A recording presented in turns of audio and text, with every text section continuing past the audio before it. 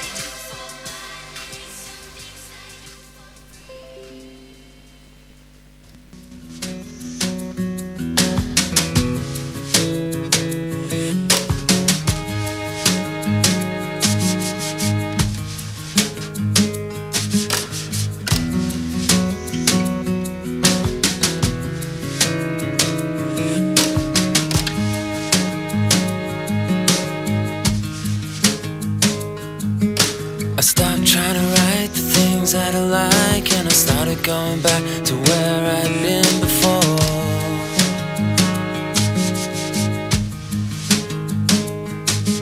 She said I don't blame you, I'd do the same. Opportunity knock, knock, knocks, open the door.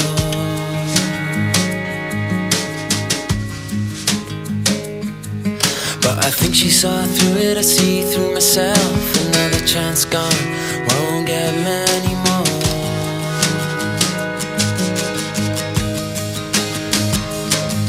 But I'm not the only guy, I know it. I'm not the only guy, I know that you never noticed. The only guy I know, well, I'm not the only guy I know that you never noticed.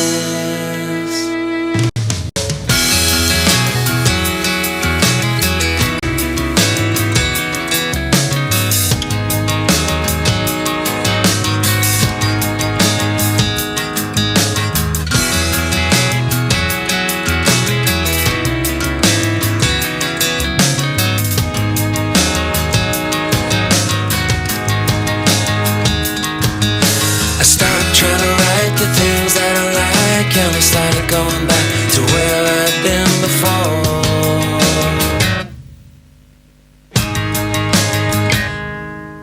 She said I don't blame you, I'd do the same. Opportunity knock, knock, knocks, open the door.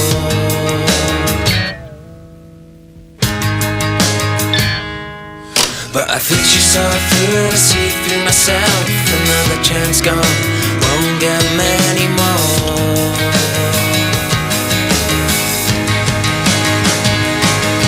But that's not the only lie I told you. That's not the only lie I told you. You never noticed. The only lie I told you. That's not the only lie I told you. You never noticed. The only lie I told you. That's not the only lie I told you. You never noticed.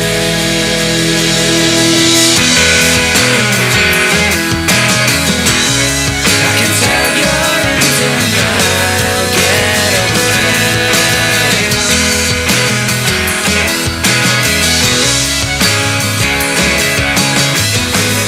I can tell you're into mine. I'll get over it. I can tell you're into mine. I'll get over it.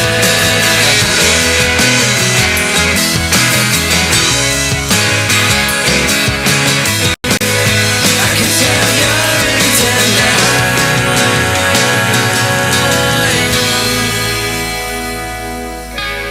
I'm not the only guy, I know that you never noticed.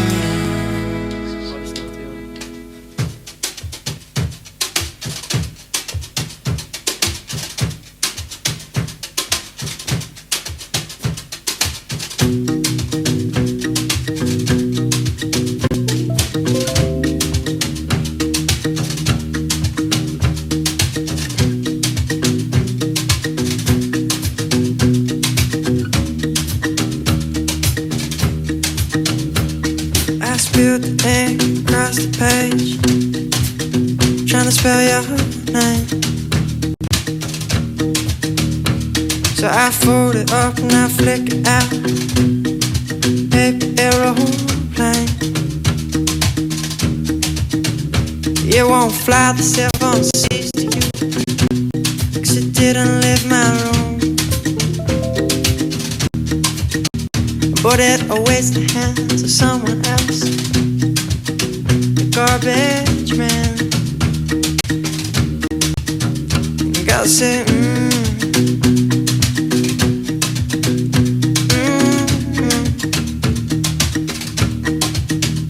Gotta say,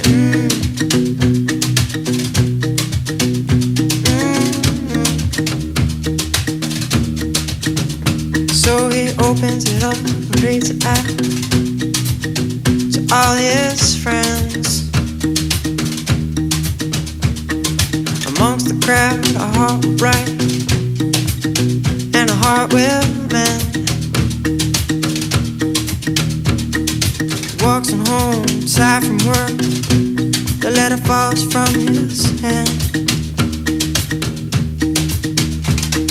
He reaches out only to catch the sky. It's gone with the wind. God said,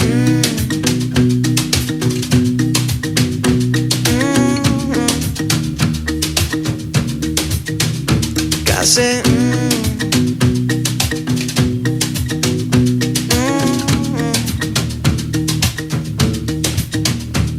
go.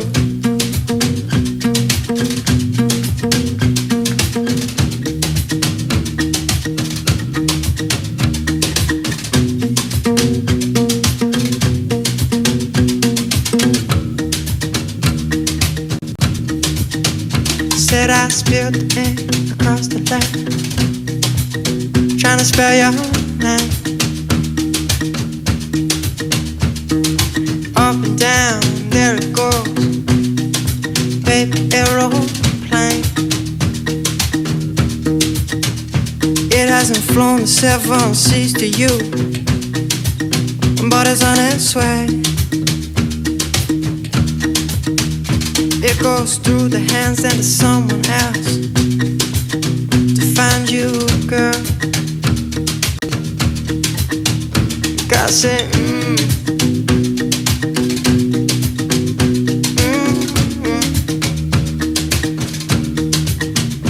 God said, God said.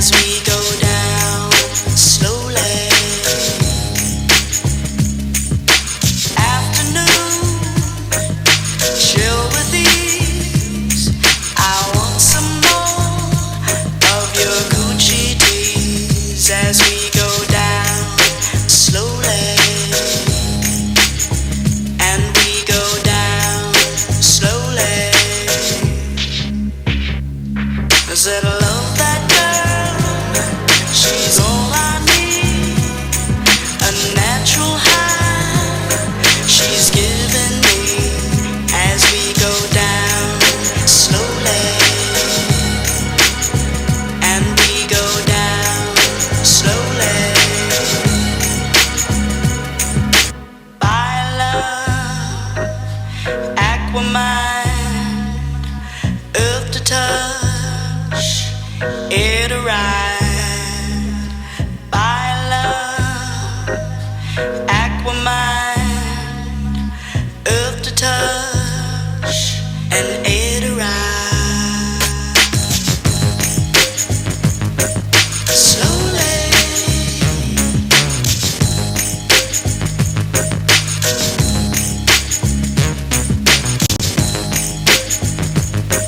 slowly.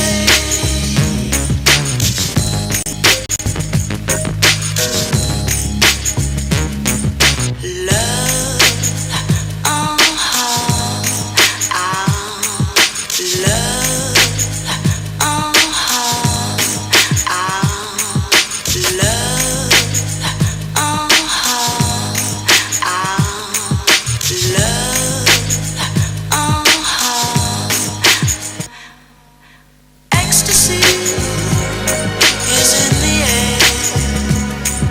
Summer nights made for loving, yeah. Ecstasy is in the air. Summer nights made for loving, yeah.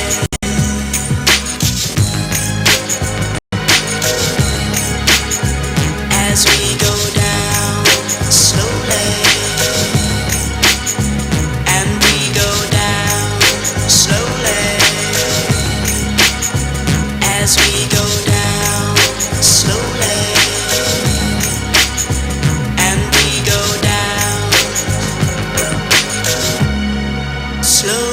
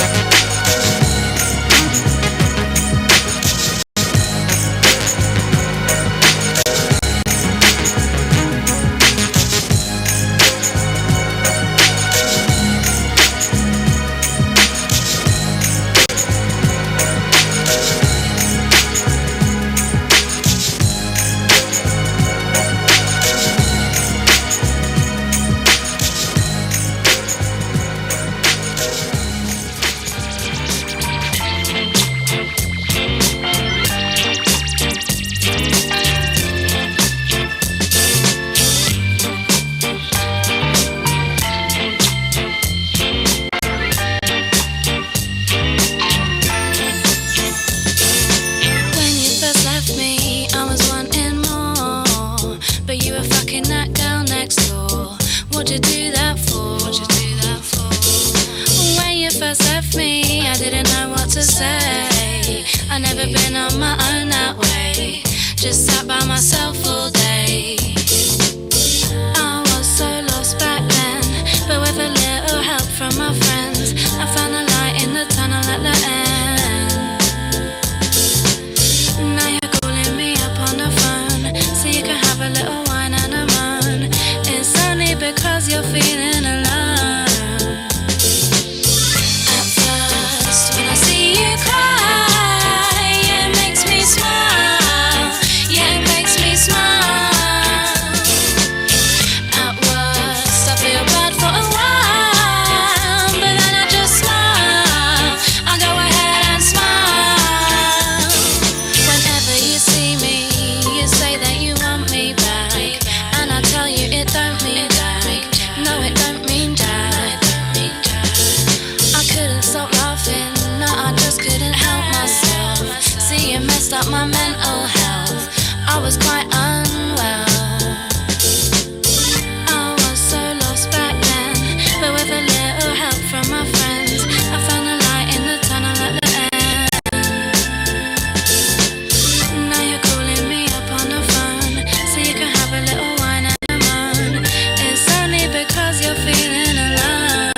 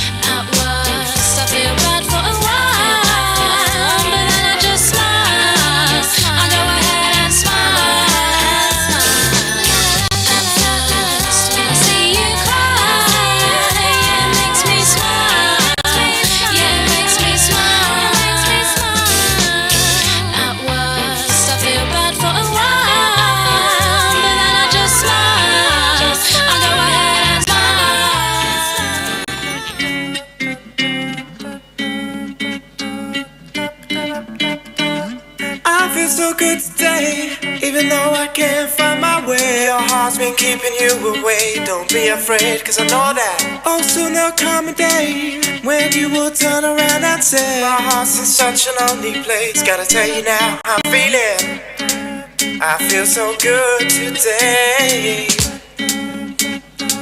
But what about tomorrow?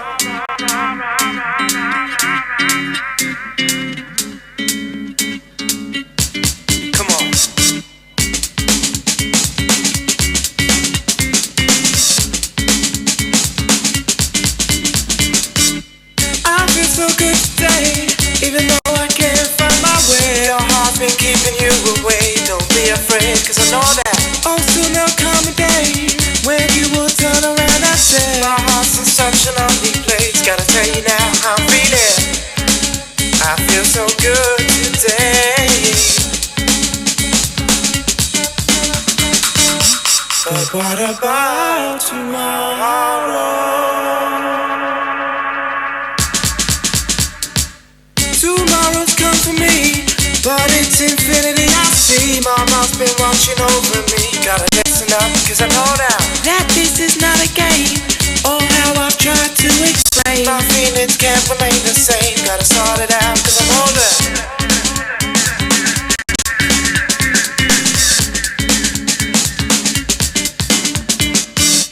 tomorrow comes again, like a tripartite string. My feelings still remain the same. Gotta twist one up and roll over.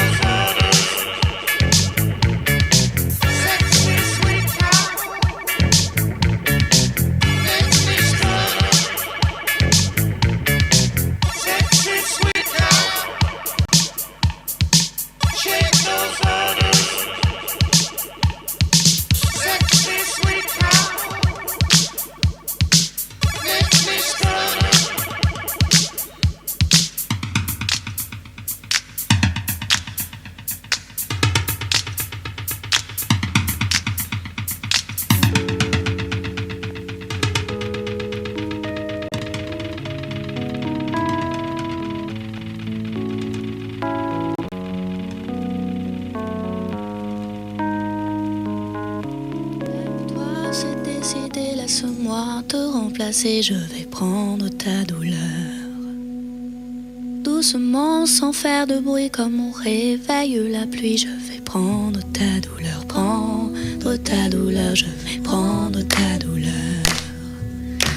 Elle lutte, elle se débat, mais ne résistera pas, je vais bloquer l'ascenseur. Je vais prendre ta douleur, saboter l'interrupteur. Je vais prendre ta douleur.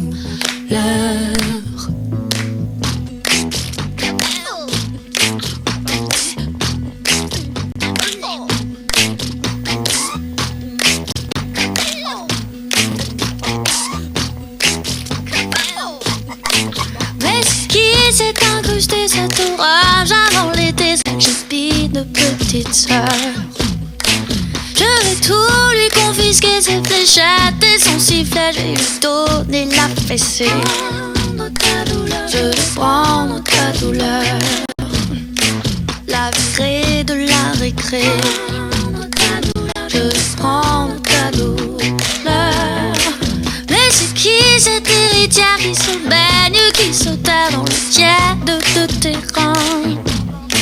Je vais la priver de dessert, lui faire mordre la poussière de tous ceux qui n'ont plus faim. Je vais prendre ta douleur de tous ceux qui n'ont plus rien. Je vais prendre ta douleur. Dites-moi que fout la science quand se pond entre nos pensées. Si tu as mal là où t'as peur, tu n'as pas mal là où je pense. Qu'est-ce que veut cette connasse? Le beurre ou l'argent du beurre, que tu vives ou que tu meurs. Faut qu'il crève de bonheur ou qu'il change de godard, qu'il croule sous les fleurs, change de couleur. Je vais prendre ta douleur, je vais jouer au docteur. Je vais prendre ta douleur. Dites-moi que fout la science quand se pond entre nos pensées. Tu as mal là où t'as peur, tu n'as pas mal là où je chante.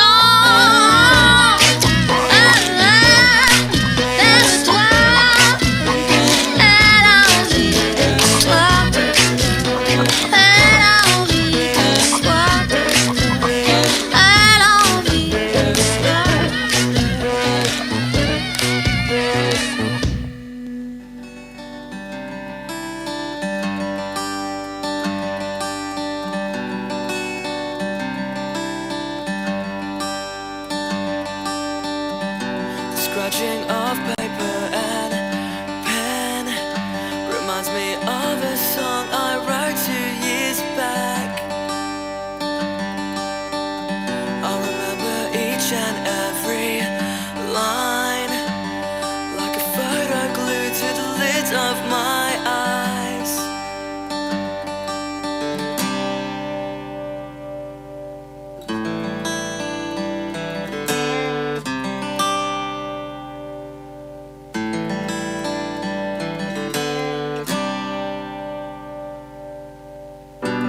Shiver of my wheezing chest reminds me of the way I felt 2 years back. And as we lose all track of time, I feel her breath like ice on the tip of my spine. The shake before I sleep, the shake before I sleep, the shake before I sleep.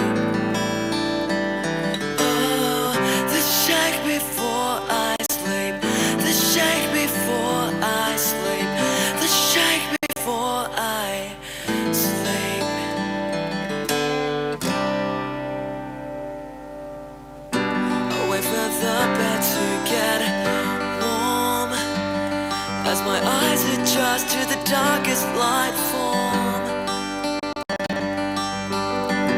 And as I start to drift away, you're the shake that pulls me back to this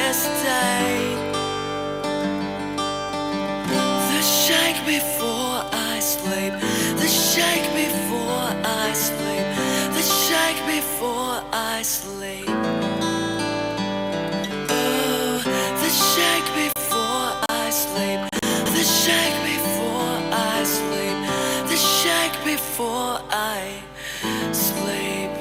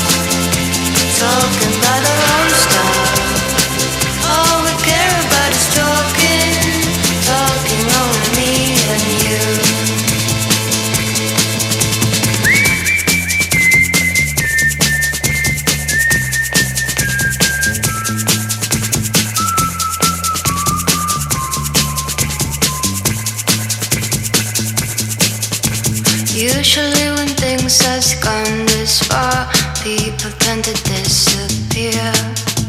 No one will surprise me unless you do.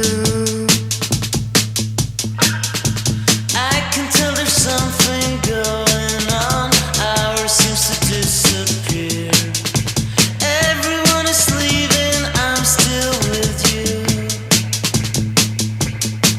It doesn't matter what we do, where we are going to.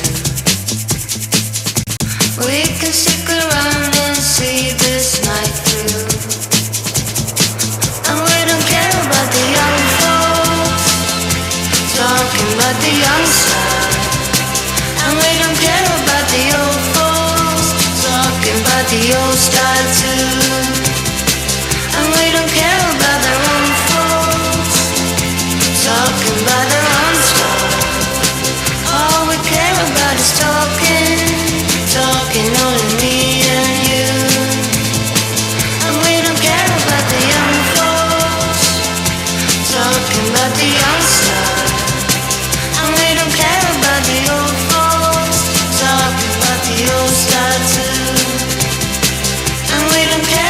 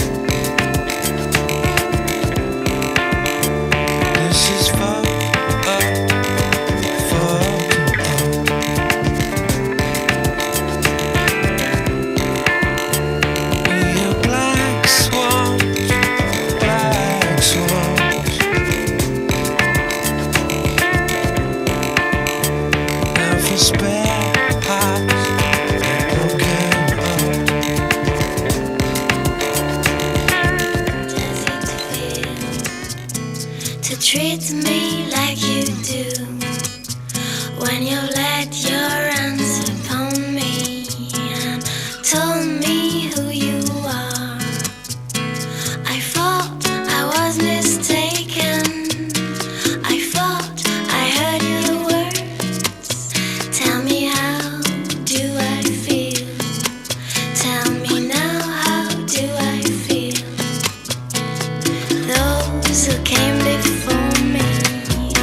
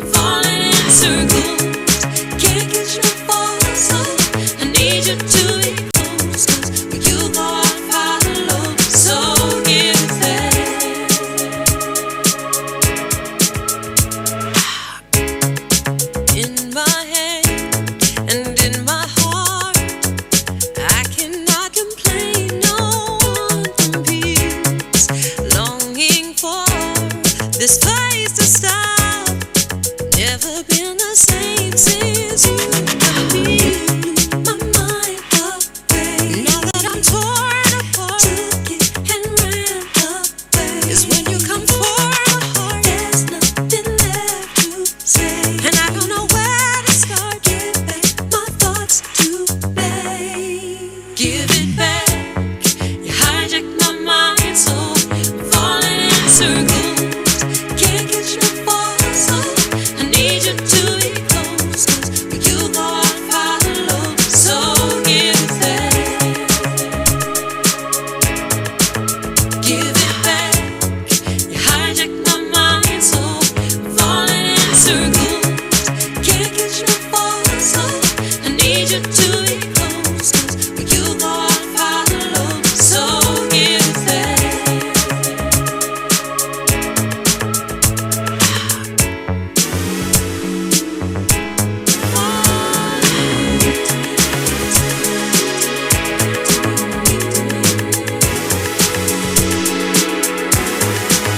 Give it back.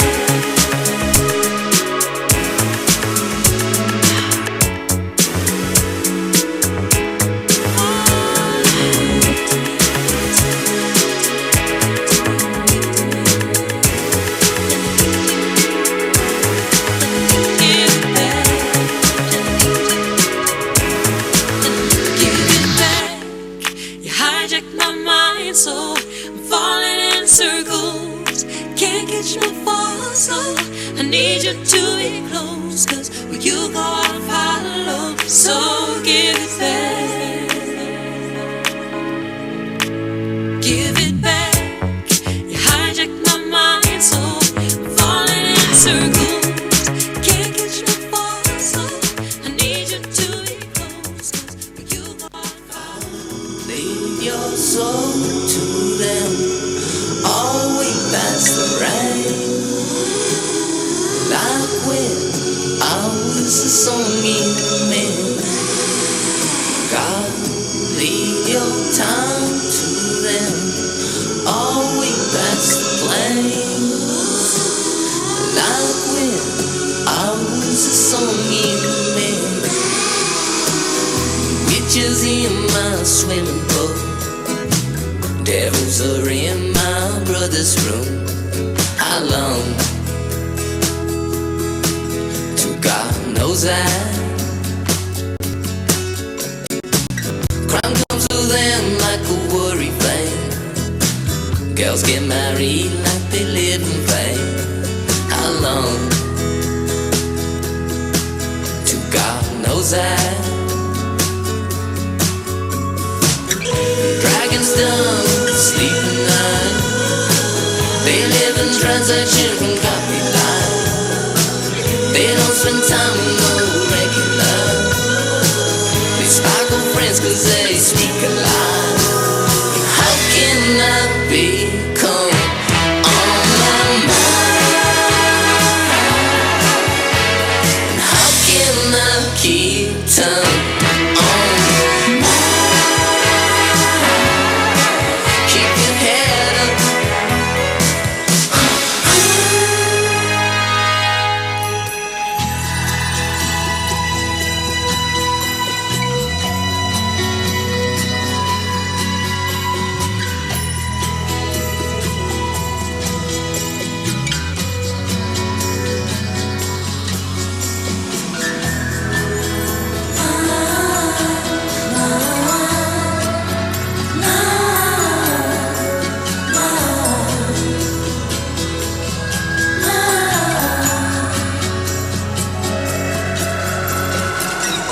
Dragons don't sleep at night.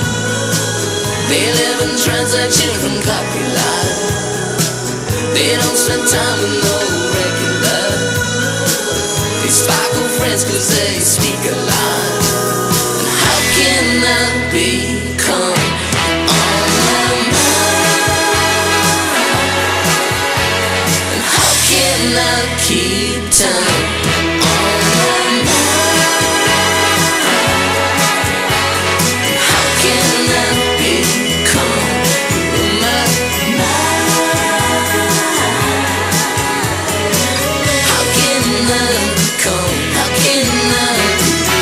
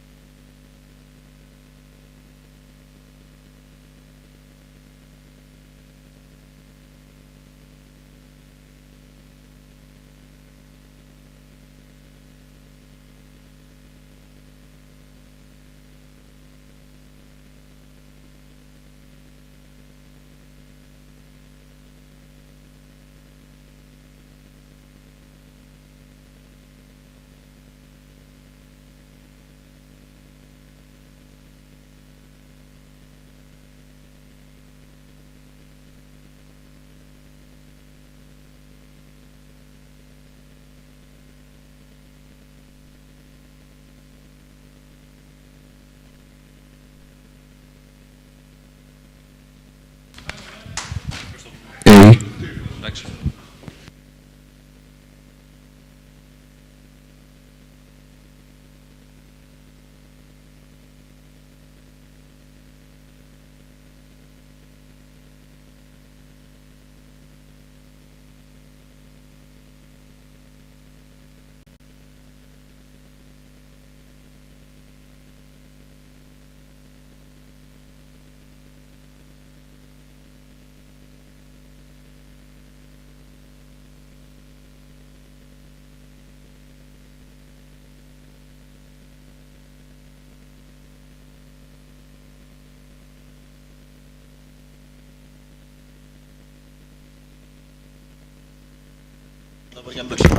Ένα, δύο, ένα.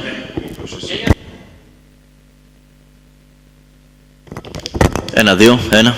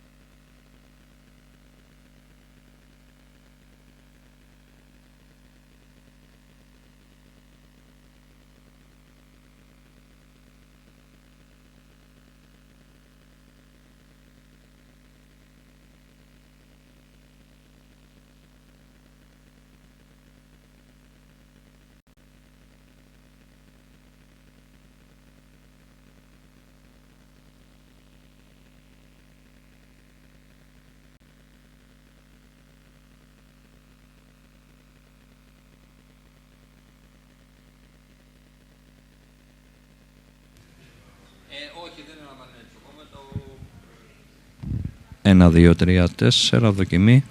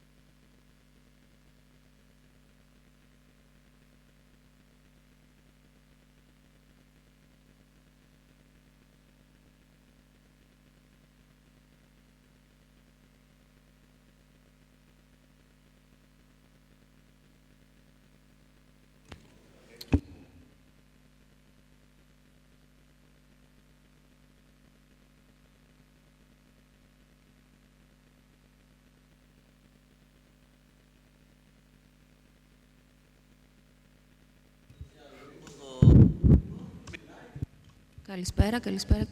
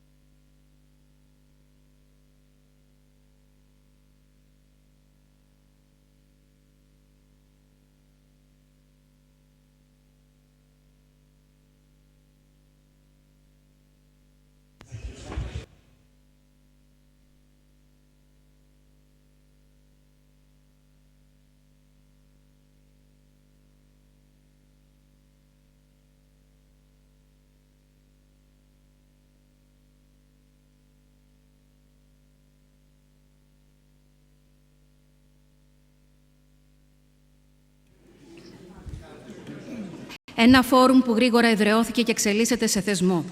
Φέτος το συνέδριο είναι τετραήμερο, με πολλές και ενδιαφέρουσες εισηγήσεις για τις παγκόσμιες εξελίξεις. Είμαι η Πινελόπη Γαβρά. Έχω την τιμή να συντονίσω το πρώτο πάνελ που προηγείται της επίσημης έναρξης του συνεδρίου. Οι εκλεκτοί ομιλητές με τις τοποθετήσεις τους θα μας δώσουν να κατανοήσουμε πού οδηγείται ο κόσμος βάσει των νέων δεδομένων και των τάσεων που σχετίζονται με την ανάδυση νέων πόλων στην παγκόσμια οικονομία. 2 λόγια θα σας πω για το συντονισμό αυτού του πάνελ.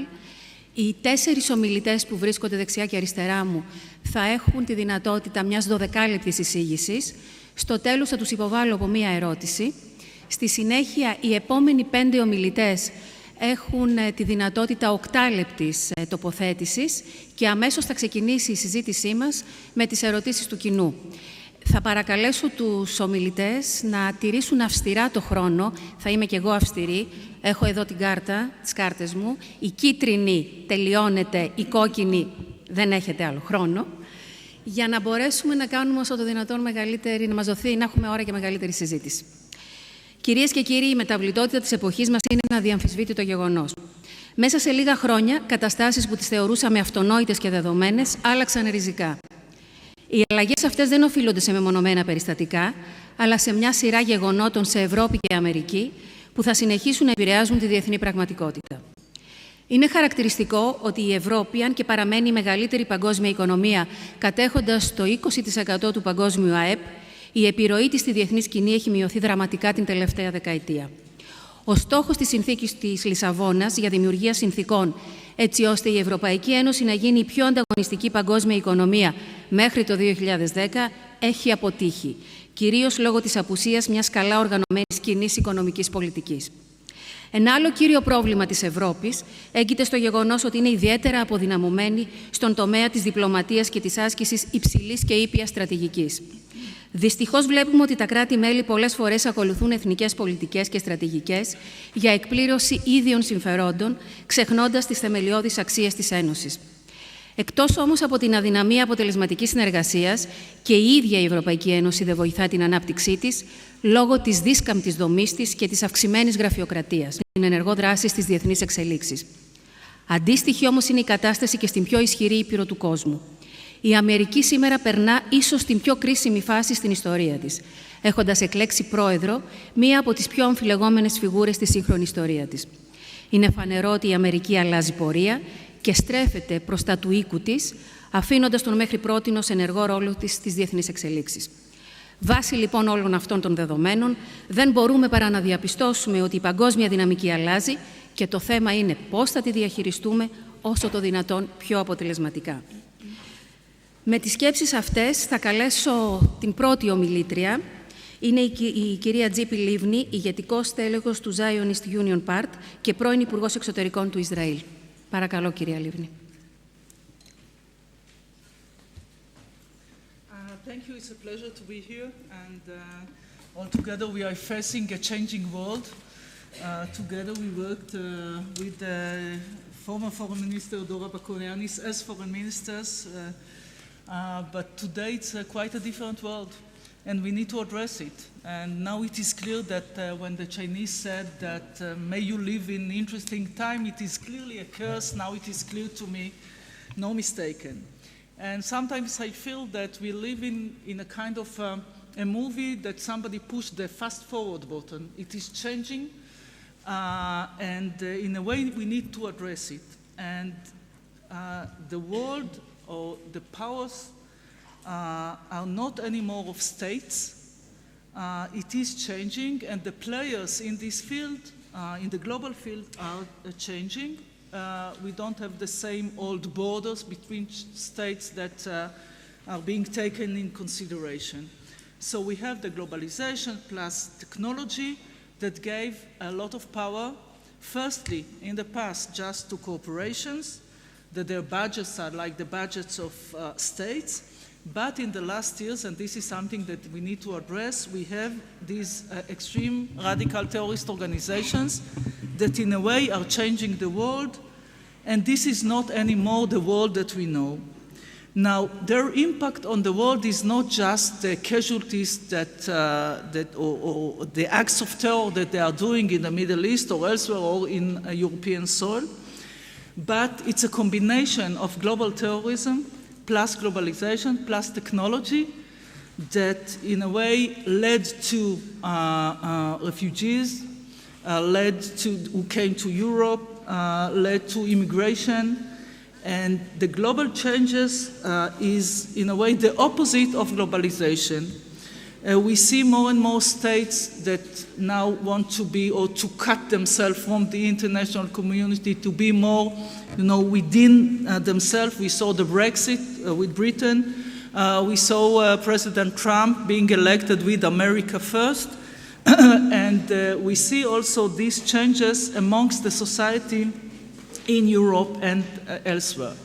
So my expectations from the free world, from the international community, is to work together, to be united against this threat which is emerging in an understanding, and I believe that in Europe it is now being understood that it is not even the backyard. It's here, it's inside, that need to be addressed. Now the problem is that while these organizations are trying to attack us or to harm us because of our values, in a way they are succeeding in changing our values because they are changing the nature of society and the nature of leadership that is taking more and more place in different parts.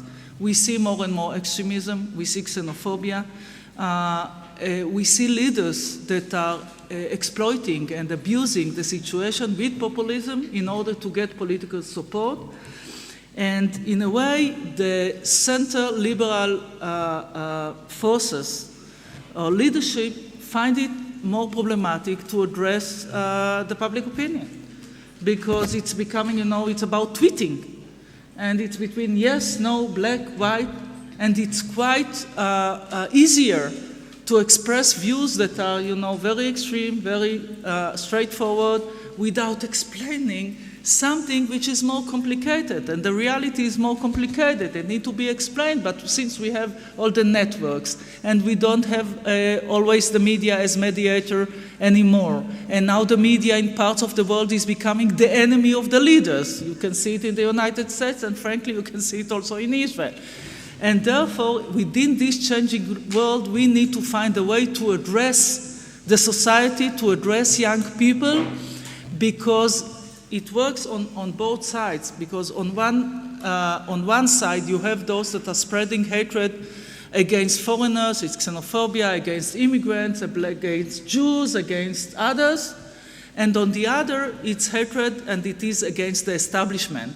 So altogether, we need to form something that would be inviting and inspiring enough for young people to want to join us on these issues by defending the same values that I believe are the right values and the values that we all share as part of the free world and the international community. Now, what's happening is that when one leader is crossing a red line in one part of the world, in terms of not politically correct, acting or doing something which was not done before, or saying something which was not said before, in a way these red lines disappears in the world. The meaning is for the next leader it's legitimate because somebody else tweeted in another part of the world. And we are changing the nature of not only of politics, of the societies that we live in. And I believe that those that, and we can see it also from political perspective, those that defend these values didn't get enough support to do it. Especially when those politicians need to address it alone, without support from partners all over the world. And therefore I want to call, and this is why I'm coming, speaking, sharing this view to call, moderates of the world unite. Let's work together. And I'm not talking just about states, not just about governments, not just about leaders, about NGOs, and about also some responsibility of cooperation and those that, especially those that are responsible and have influence on networks. Because this is an economic forum. And when we are talking about values, it's going to affect also the nature not only of societies, but also of companies. We would see more and more corruption in the future if this would continue. We would see less and less responsibility for society, because what we saw until now in the last years, in the last 20 or 30 years, is that companies knew that as part of their vision, they need to contribute to the societies. And this is what they still do in different parts of the world, in Africa, in their own societies, crimes in or using the network in order to spread the hatred. It's good, it's not enough.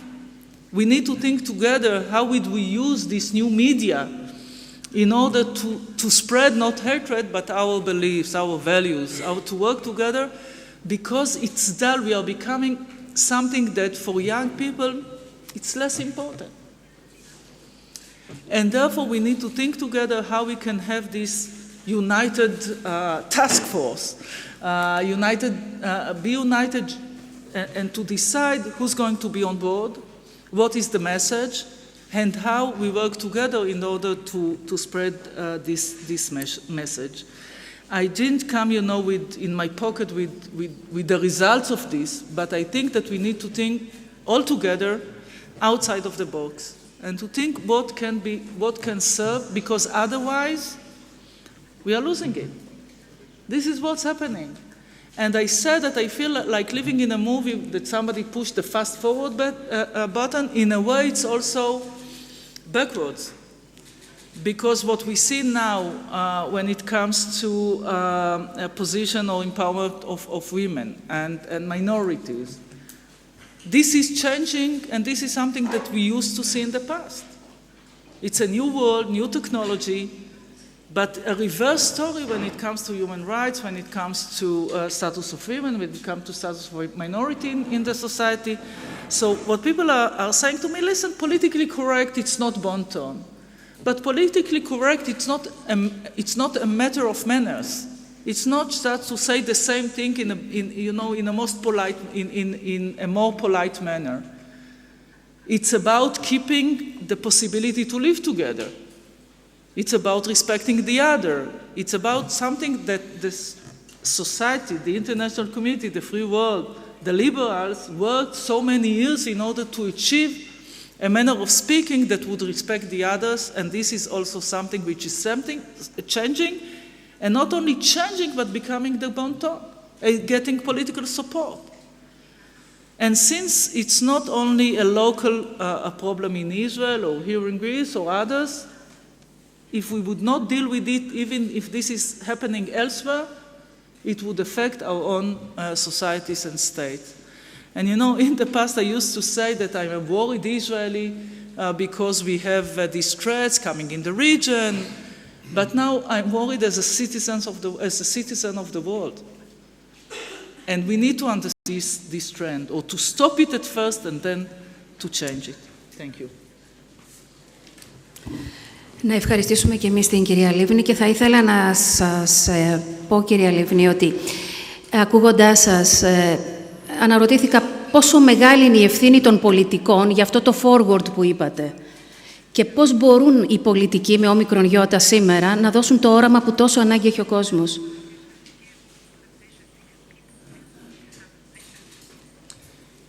Well, I completely agree. This is why I completely agree, but unfortunately to convince the people to support something that sometimes it's not populistic. But every politician, all the politicians in the world discovered that they can get support by being populistic, by saying nothing, by tweeting, by saying what the people want to hear. And we see it all over the world, and trust me, also in Israel, it's quite difficult to express or to send a message which is a message of hope and peace and everything. And maybe, we have this ongoing discussion, what is the nature of human being? And it looks like that politicians discovered that it's more easier, that it's easier to get a support, and when you release or make it possible to people to express in a way the dark side. So it's the gap between, in a way, of even being elected or doing the right thing. Okay. And most of the politicians, the choice is to be elected. And we all hope that after they would be elected, they would change the atmosphere. But I don't want to say it never, or the day after, the day in which they enter office, they would change their messages. Όλο το τομέα Οικονομίας και Ανάπτυξης της Νέας Δημοκρατίας, την κυρία Ντόρα Μπακογιάννη να πάρει το λόγο. Εδώ στους Δελφούς δεν μπορούμε να ψάξουμε να βρούμε κάποιες απαντήσεις που μπορούμε. Βεβαίως η πειθία δεν είναι πλέον εδώ να μας δώσει ορισμένες απαντήσεις, τις οποίες εξακολουθούμε και ψάχνουμε. Τέτοιου είδους ευρύτερες συμφωνίες ώστε να δημιουργηθεί ένας διπολικός κόσμος, στον οποίο οι περισσότεροι από εμάς, δεν μιλάω τώρα για τη νέα γενιά, μεγαλώσαμε. Μεγαλώσαμε με τη σταθερότητα του Συμφώνου της Βαρσοβίας. Τα πράγματα ήταν σχετικά μεγάλες. Τα ίδια σου λέγανε για τη Βουλγαρία, τα ίδια σου λέγανε για την τότε Ιουγκοσλαβία και βεβαίως με τα φανατισμού, τα ίδια σου λέγανε για τη Ρωσία κτλ. Και έτσι δεν υπήρχαν πάρα πολλές αναστολές ή δεύτερες σκέψεις. Κάποια στιγμή πανηγυρίσαμε όλοι μαζί την πτώση του τείχους του Βερολίνου. Έγινε πολυπολικός. Σε νέες τεχνολογίες, οι οποίες αλλάξανε απόλυτα τον κόσμο, μόνο που εμείς οι πολιτικοί δεν το καταλάβαμε. Είδαμε και πάθαμε οι ίδιοι να μπορέσουμε να προσαρμοστούμε στη νέα τεχνολογία. Δεν καταλάβαμε όμως ότι σε επίπεδο κοινωνίας τι ακριβώς σήμαινε αυτή η νέα τεχνολογία. Ήμασταν ευτυχείς διότι μειώσαμε την παγκόσμια φτώχεια. Δεν καταλάβαμε όμως ότι ο φτωχός της Αφρικής, ο οποίος μπορεί να ζει καλύτερα από το $1 και έχει πάει στα $3 ή στα $4 σήμερα ημερησίως, έχει τώρα την τεχνολογία και έχει τη δυνατότητα να δει πώς ζει ο άλλος με τα $16. Άρα δεν είναι πλέον ευχαριστημένος με τη δική του κατάσταση, έστω και αν είναι θεωρητικά καλύτερη από ό,τι ήταν πριν. Και οι ανισότητες σε αυτόν τον κόσμο μεγαλώσανε πάρα πολύ. Μέσα λοιπόν σε αυτή την ανασφάλεια η οποία δημιουργήθηκε, το παλιό πρόβλημα ξύπνησε. Και έχει απολύτως δίκιο η κυρία Λίβνη όταν το λέει. Το παλιό πρόβλημα είναι ότι οι λαϊκισμοί, ο εύκολος τρόπος, οι εύκολες απαντήσεις, οι οποίες δεν υπάρχουν αντικειμενικά, είναι το ψωμί του πολιτικού του αύριο. Οπότε βλέπετε απίστευτα πράγματα να λέγονται σε αυτόν τον κόσμο. Βλέπετε από τη μία μεριά την κυρία Λεπέν να λέει ότι μέσα σε 2 μήνες θα έχει καθαρίσει το πρόβλημα των μεταναστών. Βλέπετε τον κύριο Φάρατς να κάνει αγώνα για το Brexit και 15 μέρες μετά να κάνει αίτηση στο γερμανικό προξενείο για να πάρει τη γερμανική υπηκότητα. Βλέπετε τον κύριο Τζόνσον, Υπουργό Εξωτερικών της Μεγάλης Βρετανίας, να πηγαίνει στην Τουρκία και να λέει στην Τουρκία ότι θα ρίξει όλη την υποστήριξη της Μεγάλης Βρετανίας, να παραμείνει η Τουρκία ως candidate, ως υποψήφιο μέλος και να έχει προοπτική στην Ευρωπαϊκή Ένωση από την οποία ο ίδιος αποφάσισε να φύγει. Και αναρωτιέται κανένας ποια είναι η απάντηση σε αυτό. Και επειδή θα μου κάνει παρατήρηση, πόσα λεπτά έχω για να ξέρω, έχω ακόμα, ωραία. Το ερώτημα λοιπόν το οποίο τίθεται σήμερα είναι, εγώ δεν μπορώ να απαντήσω για ολόκληρο τον κόσμο, αλλά θέλω να απαντήσω για την Ευρώπη. Η Ευρώπη αυτή τη στιγμή βρίσκεται στη μεγαλύτερη κρίση που έχει βρεθεί ποτέ, από ιδρύσεώς της. Διότι ουσιαστικά αμφισβητείται η ταυτότητά της. Αμφισβητούνται για πρώτη φορά οι αρχές και οι αξίες της. Αμφισβητείται το κύτταρό της. Διότι η Ευρώπη μπορεί να μην πέτυχε μεγάλα πράγματα, αλλά ένα πράγμα πέτυχε σίγουρα. Ήτανε για πάρα πολλά χρόνια και εξακολουθεί και είναι ένας φάρος ανθρωπίνων δικαιωμάτων σε ολόκληρο τον κόσμο. Ήταν ένας φάρος αρχών και αξιών. Μπορεί να είχαμε αδυναμίες, δεν καταφέραμε να κάνουμε σωστή εξωτερική πολιτική κοινή, δεν καταφέραμε να έχουμε πολιτική άμυνας, δεν καταφέραμε πολλά πράγματα. Για πρώτη φορά το κύτταρο της Ευρώπης αμφισβητείται.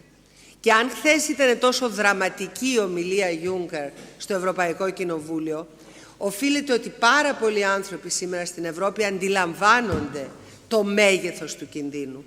Και από εκεί και πέρα θα υπάρξουν πολλοί ειδικότεροι ημών να μας πούν τα σενάρια, αν θα είναι μια Ευρώπη 2 ταχυτήτων, πολλών ταχυτήτων, ολίγων εκλεκτών, πολλών εκλεκτών, 3 ατμομηχανών, 2 ατμομηχανών και ούτω καθεξής.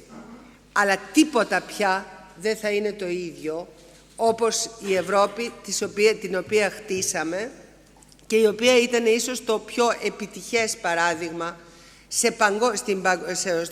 σε παγκόσμια κλίμακα που έχει ποτέ υπάρξει ως πολιτικό παράδειγμα. Διότι η Ευρώπη δεν ήταν αποτέλεσμα κατοχής, ήταν αποτέλεσμα ελεύθερης βούλησης πολιτικών ηγετών, οι οποίοι τότε είχαν όραμα. Το ερώτημα λοιπόν σήμερα είναι, και είναι αμήλικτο, και είναι για τη δική μας γενιά, είναι για μας τους ανθρώπους οι οποίοι σήμερα ακόμα τολμούμε υπό αυτές τις συνθήκες να κάνουμε πολιτική. Καλούμαστε πραγματικά να ξεπεράσουμε αυτούς. Καλούμαστε να δούμε τη μεγάλη εικόνα. Καλούμαστε να υποστηρίξουμε αρχές και αξίες, ενδεχομένως όχι με πόλεμο, όπως κάνανε οι πατεράδες μας όταν υπερασπιστήκανε την Ευρώπη κατά του ναζισμού, αλλά τουλάχιστον να έχουμε το θάρρος να βγούμε και να υπερασπιστούμε τις ιδέες μας δυνατά. Και γινόμαστε πάρα πολύ λίγοι.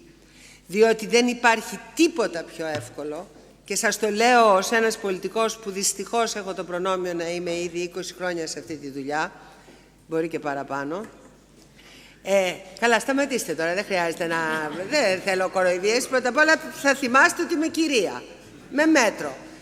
Λοιπόν, ως ένας πολιτικός ο οποίος έχει πολλά χρόνια σε αυτή τη δουλειά, δεν υπάρχει πιο εύκολο πράγμα για ένα πεπειραμένο πολιτικό από το να κάνει λαϊκισμό. Δεν υπάρχει. Εδώ αγράμματοι πολιτικοί κάνουν λαϊκισμό. Πόσο μάλλον ένας πεπειραμένος. Δεν υπάρχει πιο εύκολο πράγμα σε μια ανασφαλή κοινωνία να της δείχνεις ότι υπάρχουν μαγικές λύσεις.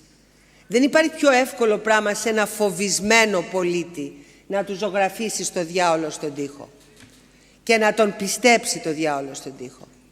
Και το ερώτημα το οποίο θα κληθεί ολόκληρη η παγκόσμια κοινότητα και πάντως οι Ευρωπαίοι πολιτικοί, αλλά και οι κοινωνίες μας να απαντήσουν, είναι πόσο έτοιμες είναι να ξαναπεράσουν μια φάση ακόμα μεγαλύτερης κρίσης, ακόμα μεγαλύτερης διάλυσης, ακόμα μεγαλύτερου προβλήματος, για να ξανακάνουμε το γύρο που έλεγε ο Ηρόδοτος ότι πρέπει να κλείσει ο κύκλος της ιστορίας.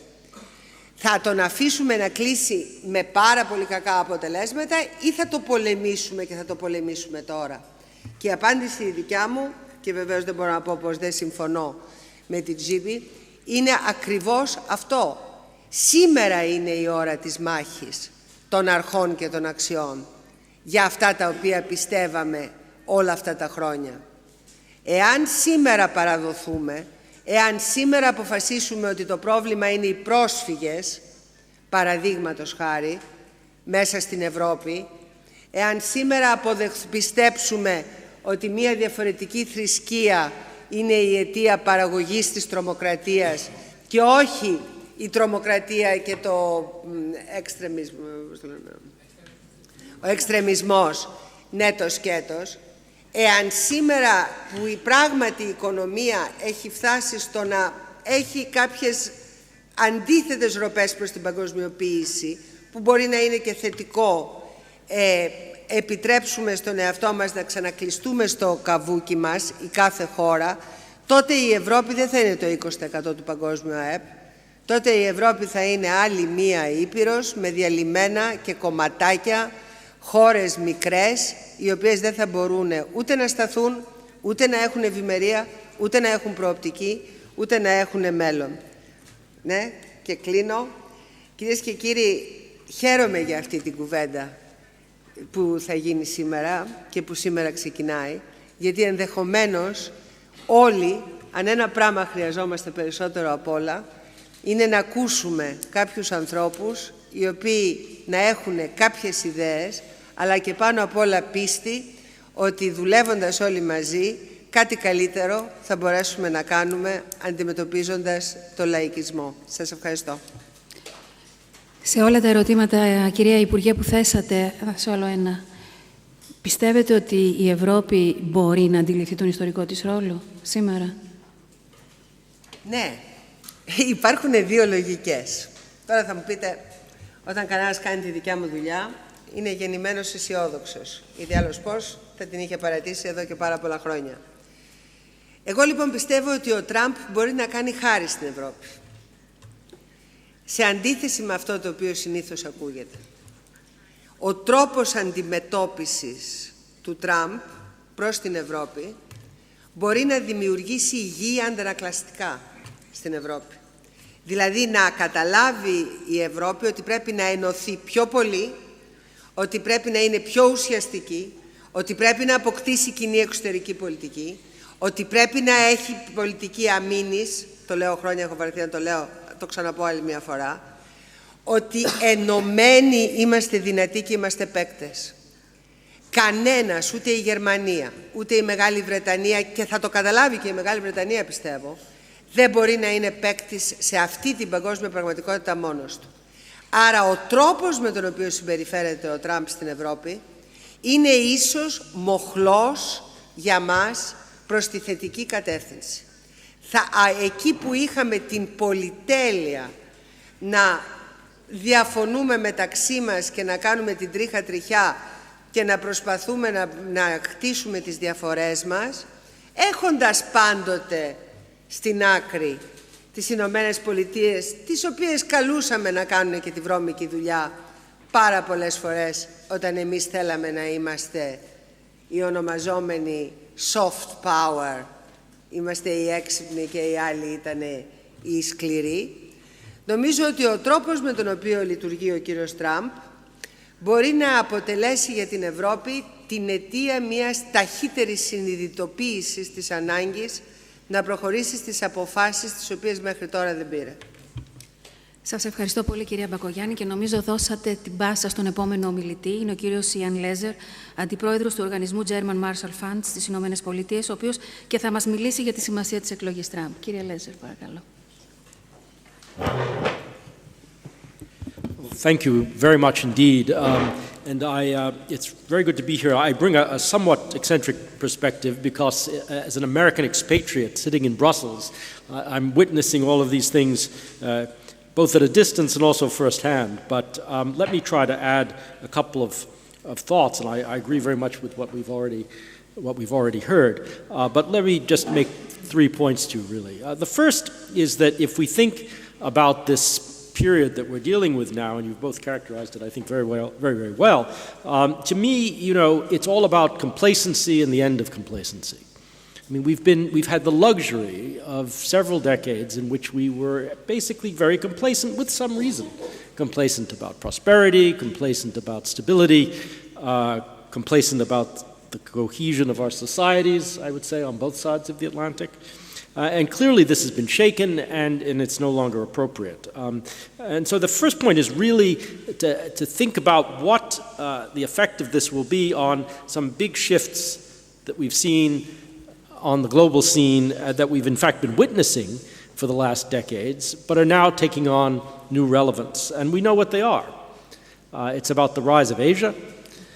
Not just the rise of Asia as an economic power, but also the rise of Asia as a source of risk. Economic risk, because we don't know a lot. It's not very transparent about China and elsewhere, but also because the risks are very palpable in the South China Sea and the East China Sea and so on. So rise of Asia. This is not just an elite concern. At my organization, we've done some polling over the last years, asking people in this, everyday people actually, whether they think Europe or Asia is more important to their own personal interests. We do this polling. We do it in Europe too. It's very striking. The younger you are, the more you think about Asia. Majorities think about Asia. It's not all positive. It's a mix, but they really think it's at the center of their world, and I doubt that they're wrong. the return of global financial risk and our complacency about that. I mean, since 2008, nobody takes anything for granted. And they're right not to take things for granted. Chaos in places, especially around Europe, but chaos of a special kind. It's not chaos that you can easily imagine being contained through some clever crisis management. It's a kind of durable condition that is unlikely to go away anytime soon, and that is structurally a very different kind of problem, I think, for Europe and the United States. I mean, for the big powers, whether it's Russia or China or India or the United States, Europe, we're always asking ourselves, is time on our side or not? And I think if you look at the West broadly, we can debate what that means, but the West broadly, there's enormous anxiety that has as its base this idea that somehow time isn't on our side. And I would include, frankly, Russia in this, where I think there probably is a Russian feeling that time may be not on their side either, demographically, in terms of resources and other things. And frankly, I worry about countries in a hurry. I think that's more destabilizing than countries that feel sort of confident in their long-term rise, China and so on. This kind of atmosphere, I think, is palpable in the United States today, and I think it plays in certain ways into the election result that we saw. I know many Europeans worry, and others in the Middle East worry about American disengagement, about American isolationism. I don't think this is the risk at all. I think the risk actually is of a more vigorous American unilateralism. And I think that's what you hear out of this kind of rhetoric that we have. The second point is really starts with domestic politics, but it's obvious, and you've all mentioned it. It's this revolt against the elites. But it's not just revolt against the elites, it's a revolt against elite projects, trade agreements, alliances, things of this nature. And that really does shake the system in some fundamental ways. You saw it with Brexit, you see it with a lot of the American election dialogue about foreign policy and other things, questioning of globalization, anger at it, actually. I could put it that way. And, you know, you see it coming out in campaigns, where foreign policy seems to have more of a place, but if you actually unpack it a bit, you realize it's not really just about foreign policy. It's about things that are domestic concerns with external exposure, migration, terrorism, protectionism, things of this kind. And that's very much on the scene. I know I'm giving you a catalog of rather disturbing things. I mean, maybe I'll come to something more optimistic in the end, but I think one of the things that you also see, and it's very clear, and you mentioned it, this declining capacity of states to control things. Experts talk about states. Politicians rarely talk about states, they talk about nations. And this too is a little disturbing, because that's a different argument. That's an argument about identity. That's an argument about civilizations and things like that. And if you listen to a Viktor Orban or a Marine Le Pen or others talking about this, they talk about the nation. And that too is disturbing. I don't want to be too historically minded about this, but that kind of slippery slope towards identity politics, which begins to affect strategic relationships, is exactly what we saw in the 1930s as well. A kind of cascading renationalization and a deterioration of relationships we've taken for granted. The final point I would make is about crises, because it's troubling enough to think about these trends in a steady state. But what happens when there's a crisis, whether it's a major financial crisis, or it's a crisis with North Korea, or with Russia, or with Iran, or with China? These are the key tests. I mean, it's fine to talk about grand strategy and all of that, but frankly, most of this policy making is about simply fending away crises and dealing with things that come over the transom every week. And there will be such crises. And those, I think, that's really where you'll see what a Trump administration is about, or other administrations that you may see arising. How will they behave in crises? How will their style, their personality affect how they deal with these things? It really makes a difference. And so my recommendation, I mean, I would totally agree with what has already been said, but if there's an area, if you can't fix the big problems, at least try to do a bit of risk reduction. It's a little disturbing that the strategic dialogue, operational risk between Russia and the United States today is worse than it was during the Cold War. This is something that you can work on and you can fix. And I think it is very important to fix it. And I end here. The historian Margaret Macmillan said something very telling in the context of the anniversary of 1914. She said, in 1914, things went from systemic stability to complete chaos in a period of weeks, at a time when most of us would agree things moved more slowly. And if there isn't a warning against complacency stronger than that, I'm not sure what it is. But anyway, let me stop with that. Thank you so much. Ευχαριστούμε και εμείς, κύριε Λέζερ. Αναρωτιέμαι πόσο ασφαλείς είναι οι αναλύσεις που γίνονται για το πού πάμε γεωπολιτικά και οικονομικά. Αναλύσεις, ξέρετε, που εν πολλοίς αποτελούν και τον μπούσουλα για τη λήψη αποφάσεων.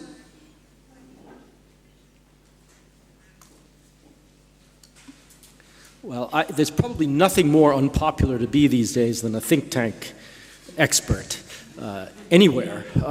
So I'm not so sure. I think, you know, look, we're used to thinking about things in a fairly steady state. And frankly, a lot of this, the ground has simply shifted.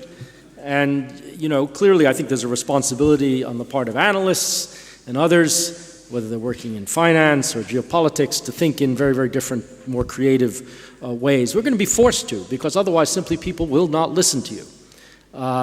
You know, I think it's absolutely correct that people like me and institutions, I think we do a pretty good job, but there's a lot, foreign policy institutions in general have been totally out of touch with the political realities on the ground in our countries. And they do affect the situation. And I think we need to think in more creative ways about how we at least understand that landscape, because we haven't done a very good job about it. Σας ευχαριστώ πολύ. Σειρά έχει ο κύριος Νικόλαος Λογοθέτης, ιδρυτής του Concordia Summit και διακεκριμένο μέλος του Διοικητικού Συμβουλίου του Libra Group. Ο κύριος Λογοθέτης αναφερθεί και εκείνος στο ρόλο των ΗΠΑ μετά την εκλογή Τραμπ. Παρακαλώ. Ευχαριστώ, and thank you. I want to say what an honor it is to be here. Thank you to Simeon and the whole team at the Delphi Forum for inviting me.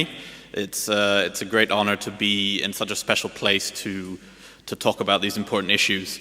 I am extremely impressed that these three amazing contributions were given off the cuff, so you'll have to forgive me if I read from a bit of a more prepared speech. One day I hope to have the ability to do that. So as we meet today, the world seems to be in disarray.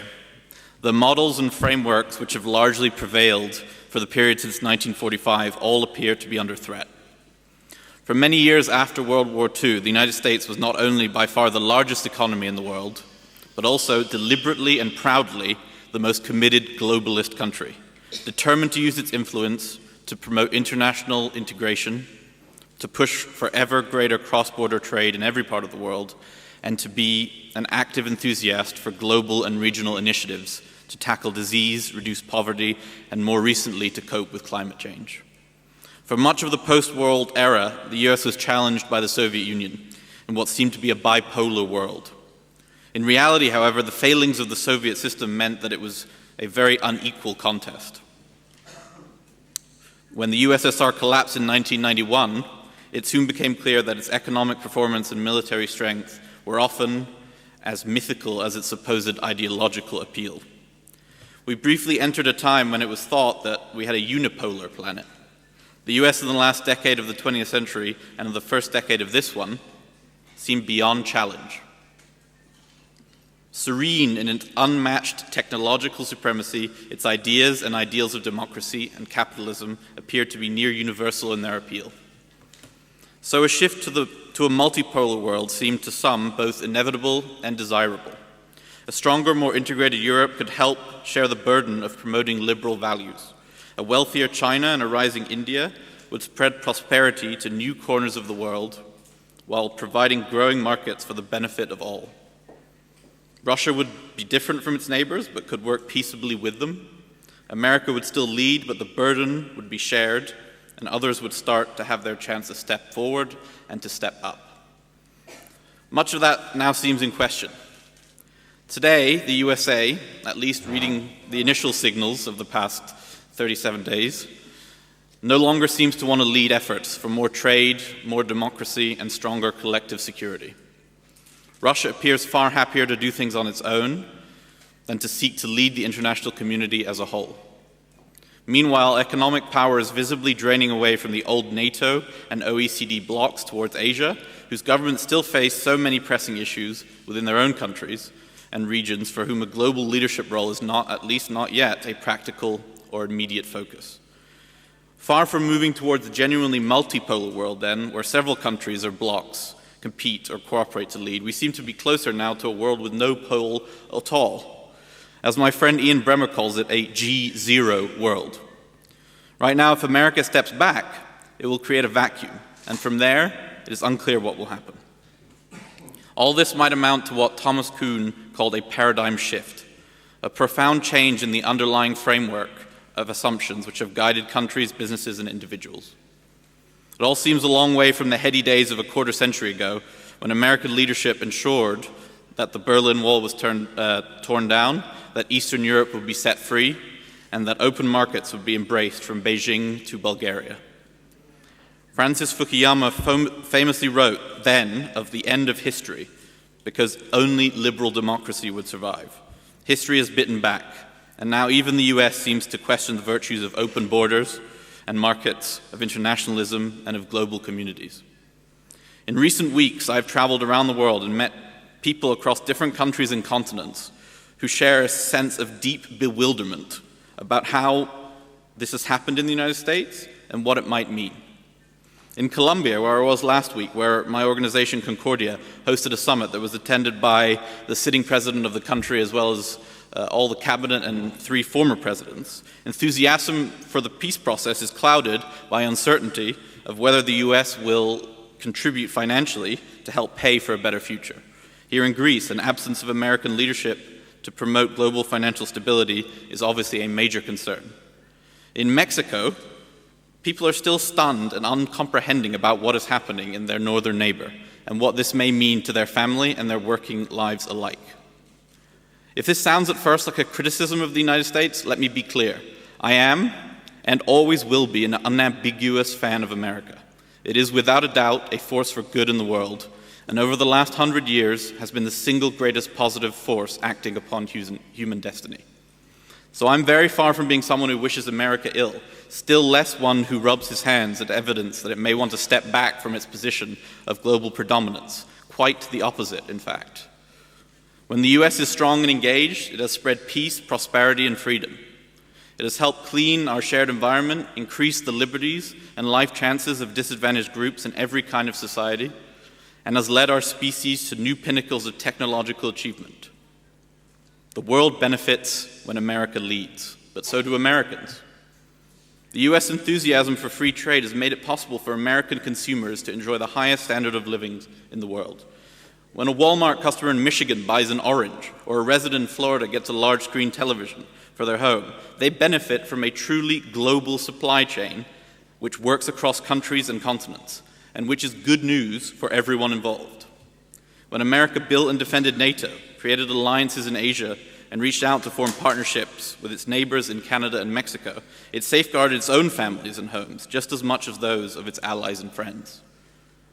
In the long run, my view and the view of our business and our family shall always be, don't bet against America.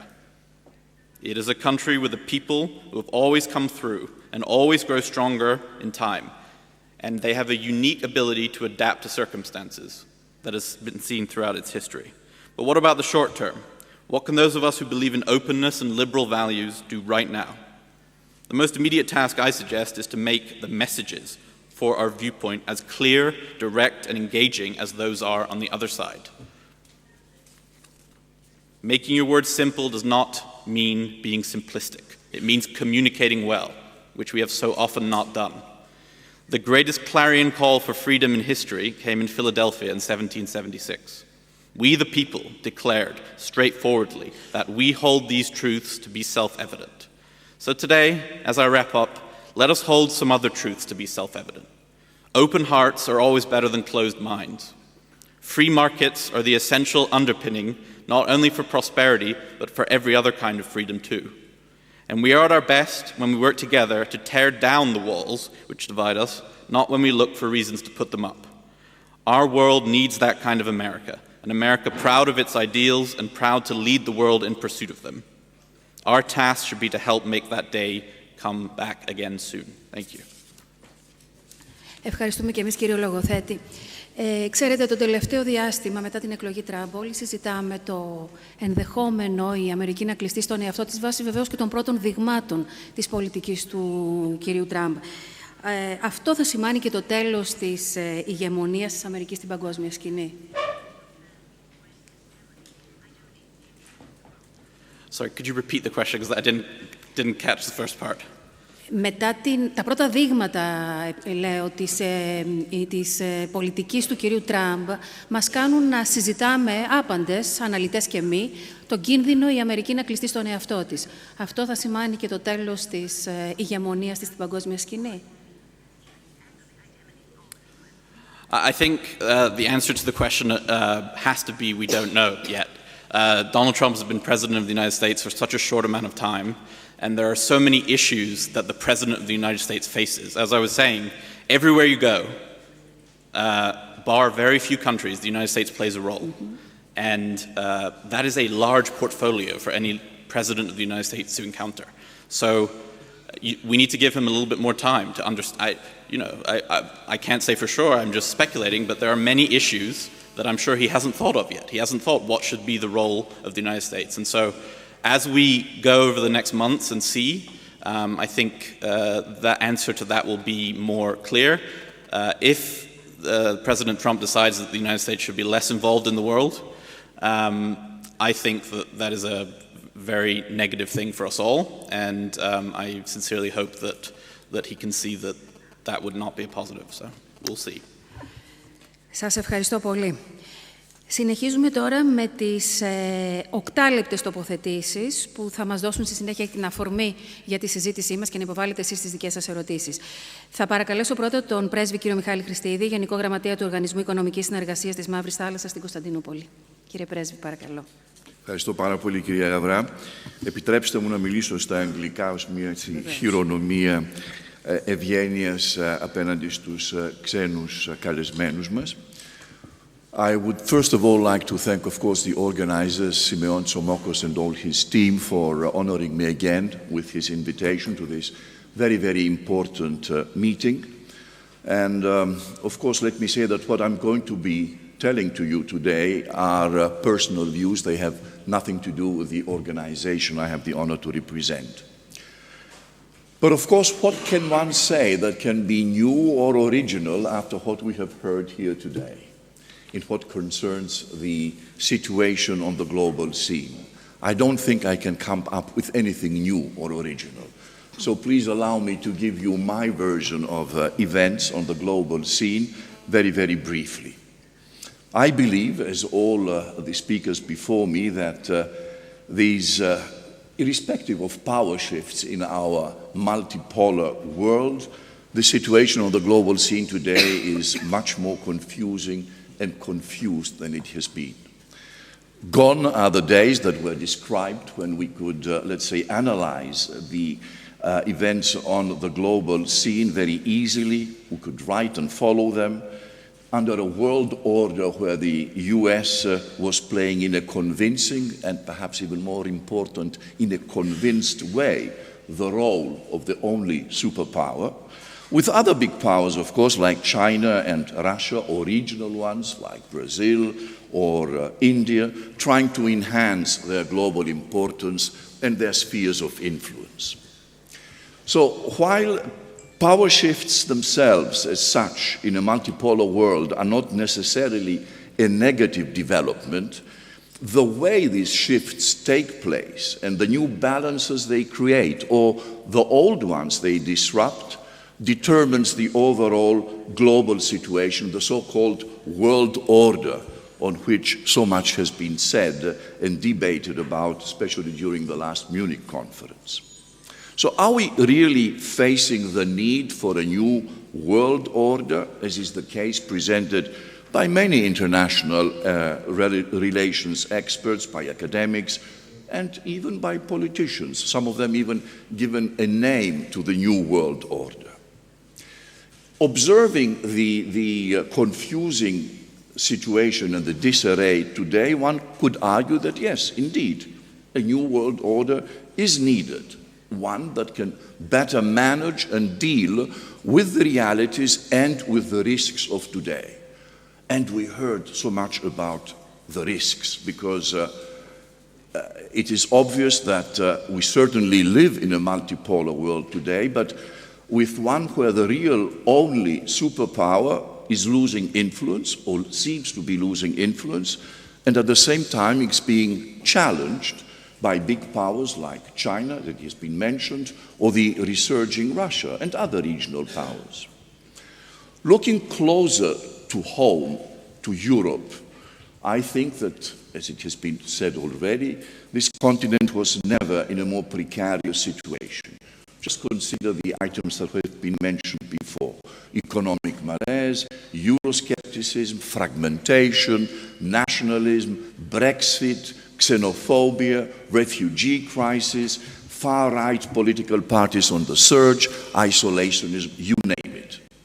And this is going to be a very, very important year for Europe, 2017. We have elections in France, we have elections in Germany and in Holland, perhaps even in Italy, all countries, the four cornerstones of the EU as we used to know it, as we know it. The results of these elections will definitely influence developments on our continent.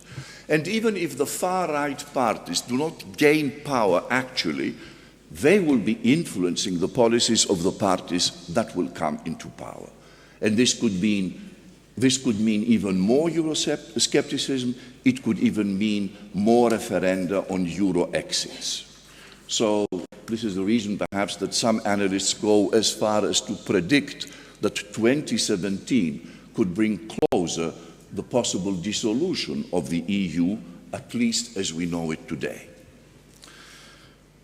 Of course, there are other analysts saying that Russia will try to take advantage of all these difficulties, perhaps even foment some of its own in its effort to increase and consolidate its presence, especially on its western flank. And what about the only superpower of yesterday and today, without a question mark, the US? Well, I believe that apart from the unpredictability of the new US president, there is no doubt that the USA looks tired of its role as a superpower. It has overextended itself to wars in the Middle East, which were widely questioned by many Americans. The average US citizen, far away from the intellectuals of New York or of California, wishes today that his administration takes a closer look and repairs things back home. And this was and is a movement, a popular movement in the US, which unexpectedly for many brought President Trump to power, and which the mainstream media failed to detect, study, or report on it. What does President Trump say openly? We fight in places we should not be fighting. And this is, of course, a trend of withdrawal that does not start with President Trump. Obama, for instance, kept the US away from the Syrian quagmire, just giving the opportunity to his critics to say that he allowed Russia to flex its muscles in the Eastern Mediterranean. What does Trump say? Some of his mottos were used. He also says, "Make America great again." But the question, of course, is, can the only superpower become greater by withdrawing from world affairs? I hardly believe so, and I'm happy that Ian Lesser said that he hardly believes so also. But of course we have to see, it's still a very young administration, how the US system and the various decision centers will cope with this unconventional politics of President Trump. It might well be that his eccentricities, this daily White House reality show, and the avalanche of tweets will be restricted to the surface. It will be just a question of language or of behavior without touching upon the real essence of the US foreign policy.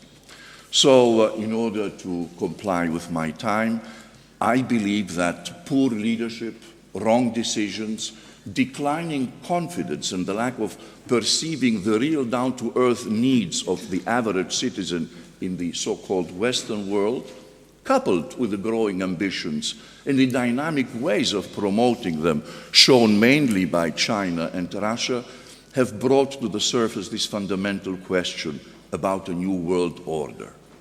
We'll have to see. Although we are in the birthplace of Pythia, I can't give the answers here, but I think one thing is sure, that the shifting powers in our multipolar world, at least as they took place until today, have not offered more stability and security. I believe, and there I'm repeating, I think, what has been said before, what is missing in order to achieve such a situation is more pragmatism, realism, and common sense in the world leadership of today. Less flamboyant, less charismatic leaders who always bring chaos and instability with their self-centered obsessions. Paraphrasing another US president, it's the leadership, stupid. Thank you. Ευχαριστούμε πολύ, κύριε Χριστίδη. Σειρά έχει ο κύριος Ανδριάνο Μποζόνη, αναλυτής για ευρωπαϊκά θέματα στο Στράτφορντ. Κύριε Μποζόνη. Hello. So the title of today's session is Power Shifts in a Multipolar World. And to understand how the current world works, but especially how it will work in the coming years, I would like to highlight at least 3 key trends that are shaping the world and will continue to do so in the future. And some of them have already been discussed, but I think they are worth considering once more. The first, of course, is the impact that technology is going to have in the labor force. Here I'm talking about things like robotics and automation and the threats that they will present to the middle class around the world. And I am talking not only about low-skilled and middle-skilled workers, but also, according to some research, even to high-skilled workers. And how this will have an economic impact, because when the middle class no longer has purchasing power, the whole economy suffers, but also a political impact, because we have seen that when the middle class is scared about the future, they vote to politicians that promise a shortcut to development and to solve all the problems in a magic way.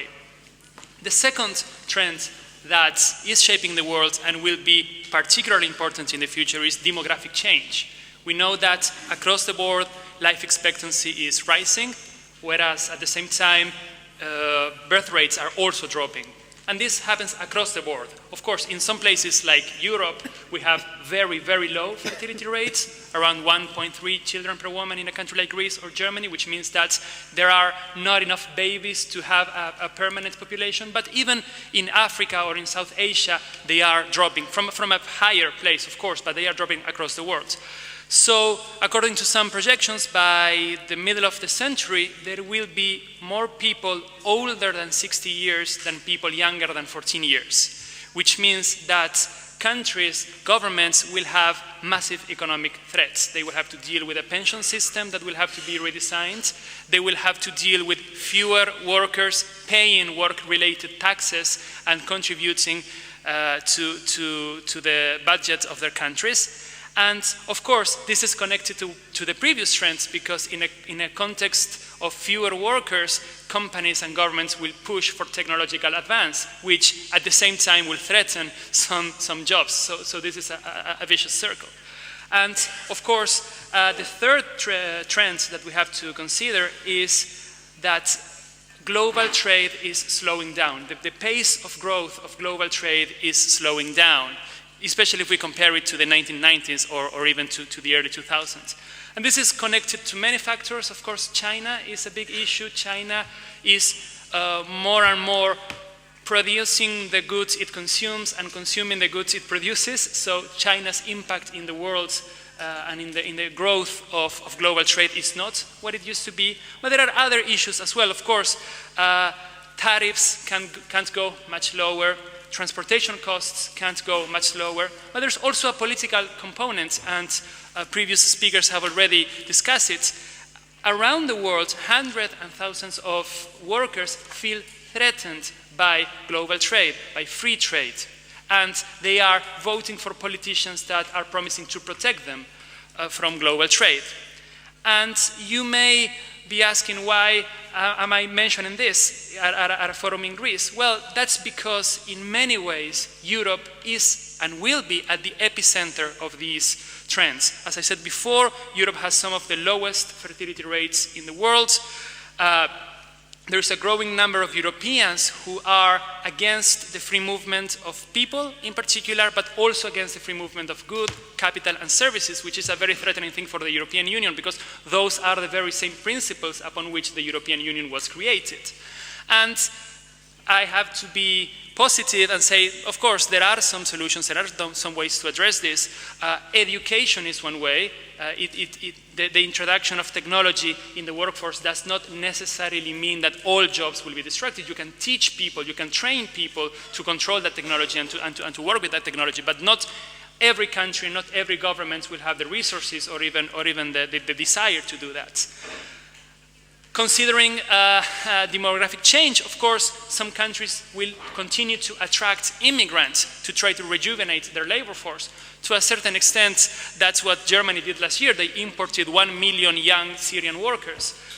But of course, we know that it comes at a high political price, because the local population often feel threatened about the newcomers and vote for people who promise that they will cut immigration.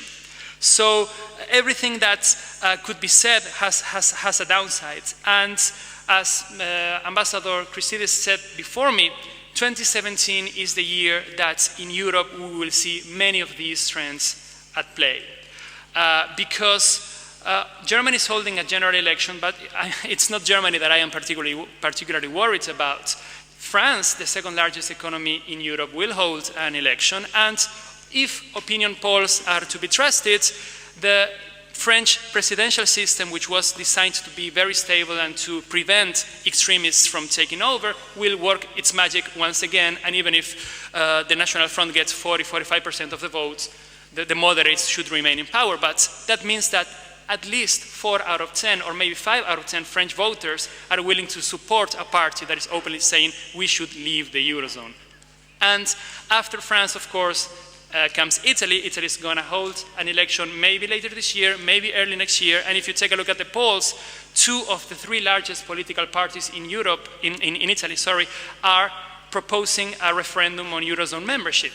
So the thing about Europe is that even if the current problems are avoided, even if the current election cycle does not bring about the rise of the nationalists, it's a matter of time. How long before the next election? How long before the next crisis? So this is a time for the European Union to think about its future. We have seen yesterday the European Commission releasing a white paper proposing a series of alternatives and roads it could take in the coming years. There are basically 2 options. Option number 1 is more integration, moving in the direction of what the founding fathers called the federal system, the United States of Europe. At this point, that sounds very unlikely. We are seeing fragmentation. We are seeing that the nation state refuses to go away.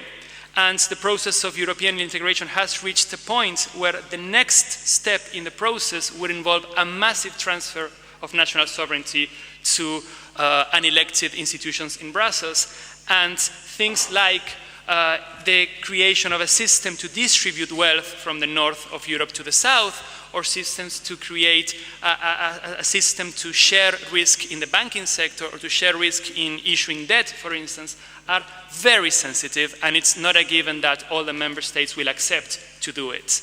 And of course, the other way is also included in the white paper that the Commission published yesterday, and it's about finding a way to let some countries develop further in the integration while others are left behind. This seems to be the way forward, but of course it's not taken for granted that it will work. It's not taken for granted that by trying to dismantle some elements of the European Union, the whole system will survive. And I will finish with just one more reflection. When European leaders talk to each other and think about the future of Europe, they have to keep two things in mind. The European Union was built under two promises, the promise of peace in Europe and the promise of economic prosperity. Thank God it still delivers on the former. There is still peace in Europe, and that will continue to be the case for a very long time. But the question of prosperity is no longer taken for granted, and that's exactly what the European leaders should be thinking about in the coming years. Thank you. Σειρά έχει ο κύριος Πέτρος Δούκας, πρώην αναπληρωτής Υπουργός Εξωτερικών. Κύριε Δούκα, παρακαλώ. First of all, many thanks. I'll speak in English for our guest here. Many thanks to Simos Tsomokos for getting so many distinguished friends in Delphi. Delphi is considered to be the center of the earth. And the reason it is considered to be the center of the earth is that in the ancient times, Zeus allowed two eagles from the two extremities of the world to cross around the world. And the two of them met over Delphi, and from that time, Delphi is considered to be the navel of the earth. I'll start with what President Bush had said: it's the economy, stupid. The fact that we're not moving and growing fast enough, as Adriano mentioned earlier, is that the world is heavily over-indebted. Global debt is about $280 trillion. It's not exactly measured, it's between 270 to 80, and global GDP is only $80 trillion. So there is a discrepancy of about 3.5 to 1. Now what that means is that the world is not generating enough cash flow to be able to service that huge debt. And because the markets are over-indebted, they cannot borrow to grow. This is the basic reason why today we're seeing such slow growth rates, even though central banks have brought down interest rates virtually to zero. Even if interest rates are virtually close to zero, you cannot lend money because I have to lend money to somebody who's already over-indebted and he cannot repay back even at zero interest rates. And this is what we're seeing now. We're in a debt trap. And this is causing a lot of stress. People not seeing enough growth grow worried and feel that globalization is not offering them what formerly globalization had promised them. This is why you see people like Donald Trump or Marine Le Pen or people in Austria or in the Netherlands having the upper hand, saying, okay, we need to become a little bit more nationalistic, we need to take care of ourselves first before we take care of the needs of the global community. Now, globalization has brought another thing: extreme concentration of wealth. I have a little note here that in the year 2010, the 388 richest people in the world owned 50% of global wealth.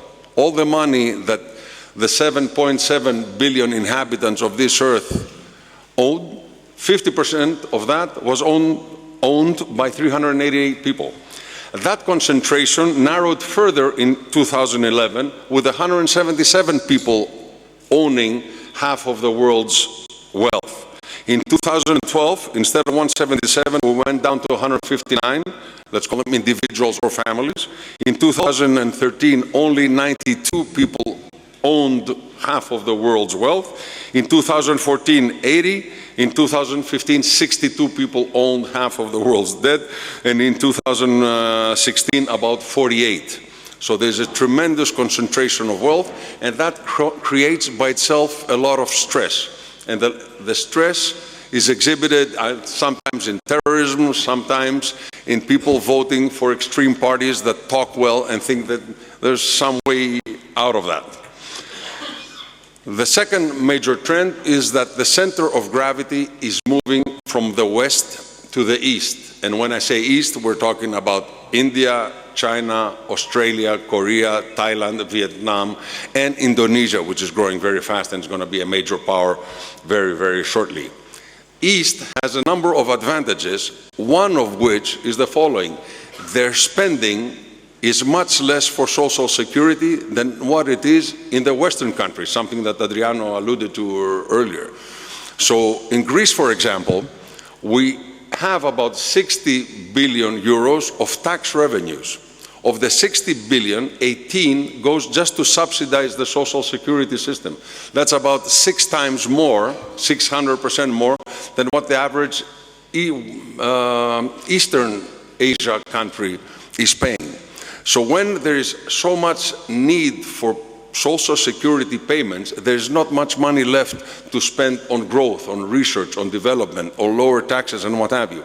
And this is the reason I think the trend will continue in favor of Asian countries versus Western countries, in addition to the fact that the demographics there are much more favorable than the demographics in the Western world.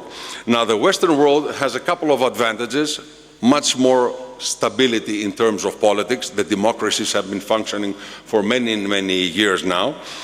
Better university system. And the third, I would say, in something that's very much neglected, they have much more advanced justice systems. If you go and have a problem in China and you're a foreigner, you're not exactly sure whether you will really get the justice you deserve. But if you're in Switzerland or Germany or the UK or the United States, you have a feeling that the justice systems there are much more advanced and are not favoring anybody because of political or national or other regions. The third major shift is the shift from basic industry to high technology.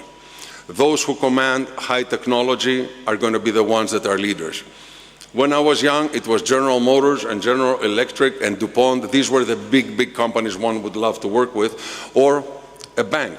Today, it's Apple, it's Microsoft, it's Amazon, or eBay, and these companies such as Google. And those, even if you look at the stock market prices, they have tremendously exploded versus the old run-of-the-mill industrial companies. So those in the future who will command high technology and will be able to advance high technology, like some Chinese and Korean companies are doing now, they will claim the biggest share of the value added. Everybody will be able to live, and there will be enough for everybody. But those who will actually make the best of it are those who will command these high technologies. Regarding Europe and Euroscepticism, I think Euroscepticism is healthy. Europe has come too fast, too much, and people are reacting. They don't know who's making the decisions and why they're making the decisions. Most people feel there's a huge bureaucracy in Brussels getting extremely well paid where everybody else in Europe is suffering, and the best thing they can aspire to is to become a bureaucrat in Brussels. I think Europe will stay.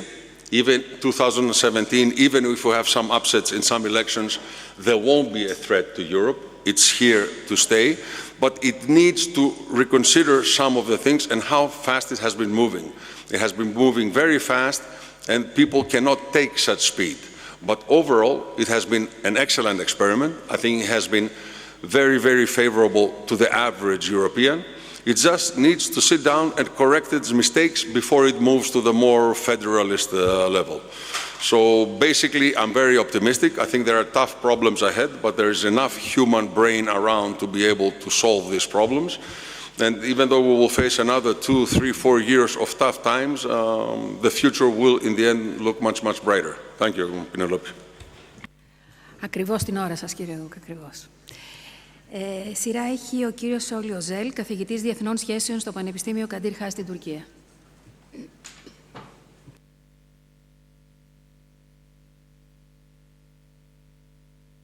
Thank you very much. It's very good to be back in Delphi, not the forum, but Delphi itself. It's been, I think, nearly 20 years, and I'm very happy to be part of this. By the way, I mean, the audience already had an overdose of gloom, and we all have to say the same things anyway. But I want to mention something that may not be kosher for this forum. I think there are people whose shadows or whose specter are above us. One of them is now legitimized by Steve Bannon, Lenin. The others are Marx and Gramsci, maybe Eric Hobsbawm, and I'll allude to them in what I'm going to say. And I think they've already been kind of alluded to. Telegraphically, we're witnessing the unraveling of the second half of the Cold War order, meaning the first half was, of course, the Soviet system that collapsed, and the unipolar moment, which was meant to keep the other part alive, is now unraveling. That unipolar moment was evidently a blip, and we're in a period where the redistribution of economic power and the demographic weight reshuffles the cards for the redistribution of political and strategic power, and previous speakers alluded to that already. Secondly, and unexpectedly, but perhaps not surprisingly, given the dialectics of global expansion of capitalism, latecomers took advantage of the globalization of the economy as they integrated into world markets. In the aggregate as well as in particulars, the successful integrators were the beneficiaries of free trade, free flow of capital, and easy access to both capital and markets. I think some people must be either turning in their graves or laughing from the skies that it is left to the Secretary General of the Chinese Communist Party and the President of the People's Republic of China to actually be the champion of free trade, free capital movements, and global capitalism. Okay. In turn, again, it's been said, the working and middle classes of developed countries were net losers of this type of globalization, as is manifested in mostly stagnant incomes or limited improvement in incomes observed over the past 30 to 35 years. 3, as inequality between developed and underdeveloped parts of the world receded, inequality within countries, and Mr. Dukas just said it, has risen. This is the broad background to the eruption of populist movements in developed countries, particularly in the wake of the financial crisis of 2008. Fourthly, the United States, the creator and the custodian of the liberal economic and political order, under the sway of a populist president, challenges established norms and rules and suggests that this president's country will not bear all the burdens of the responsibility it accepted over 7 years ago. So compare John F. Kennedy's inaugural speech with that of Donald Trump, and much more importantly, compare it with what the President of the United States said in his State of the Union speech. He said, "My job is not to represent the world, my job is to represent the United States of America." But I should also submit to you that what will compound this threat of either isolationism or severe unilateralism Ian Lesser spoke about is the US Congress, which in my view arguably is the most dangerous legislature in the world, especially under extremist Republicans, both in political and economic policy terms that they have been propagating in the course of the last 25 years. 5, the disruption this new American posture may cause to world order is not yet fully measurable. I think Mrs. Livni spoke about that. The established security system and its actors in the United States may yet contain the tide of retrenchment or isolationism, but the economic nationalism propagated by the new administration and articulated in the quasi-State of the Union message to Congress will severely alter the workings of the international economy, which means this will arguably cause political tensions to rise. F, at a time when the United States intends to withdraw from its hegemonic role, the West, as it was defined after the Second World War, is also losing its firmness. Mr. Dukas was very optimistic about Europe. Maybe he's right, maybe he's not. But the thing is, the European Union was a product of the Cold War. And if there is any fault that to be talked about is, after the end of the Cold War, it presumed that the Cold War logic could still work, and it didn't. And I hope that it is not too late to actually figure out that we are living in a post-Cold War period. There is no emerging power or group of powers that has either the capacity or so far the will to shape an alternative to the liberal world order that the West put forth and the United States guaranteed. This is the Gramsci part. So as the old order recedes, the new order is not yet ready to take over. The void created by this equilibrium is full of risks, and of course this is, I suppose, what Margaret Macmillan was also alluding to. The last 2 points. The mass awakening of the ex-colonial world and the inability to deal with the legacy of colonialism in previously colonial powers, in my judgment, is one of the reasons why politically we really cannot get to terms with this current environment. And the rise of populist leaders in important countries such as India, I think it's a very dangerous country, India, or will be, suggests that the great powers will not be able to determine the course of events for long. This would put existing multilateral institutions under pressure to reform or transform. One other question must be asked as well, and that is again relating to Mrs. Livni's opening sentences. What will the corporations do? What will their choice be politically? Are they going to go Trumpist or anti-Trumpist? Just to put it symbolically. In the aftermath of the Second World War, the corporations accepted the leadership and accepted to be submitting to political authority. They accepted what Hobsbawm called the golden years, that is redistribution of income, taxing the rich, and giving the middle classes a workable, a good income. What will their choice be? I really do not know, but I think it is critical, because if the corporations decide that they can actually ride this authoritarian wave, then I guess we will not have much of a choice to actually continue in a democratic way. The new round of struggle, therefore, between politics and markets, or between Keynesianism and neoliberalism, is up. Finally, the rise of economic nationalism, aggressive populism, electoral authoritarianism, the failure of states, the ascent of non-state actors, the disarray in parts of the Islamic world, transnational terrorism, and the pressures of climate change help instrumentalize foreign policy for domestic political purposes, and that is a risk that will make the world more prone to accidental conflicts in the absence of agreed-upon rules, norms, and legitimate leadership. And that is something that I guess collectively the world states will have to deal with. Whether or not they'll have either the ability or the intelligence or the wisdom to do that, I don't know. Thank you. Ευχαριστούμε και εμείς, κύριε Οζέλ, και θα ολοκληρώσουμε τις εισηγήσεις με τον κύριο Αθανάσιο Πλατιά, καθηγητή στρατηγικής διεθνών και ευρωπαϊκών σπουδών στο Πανεπιστήμιο Πειραιά.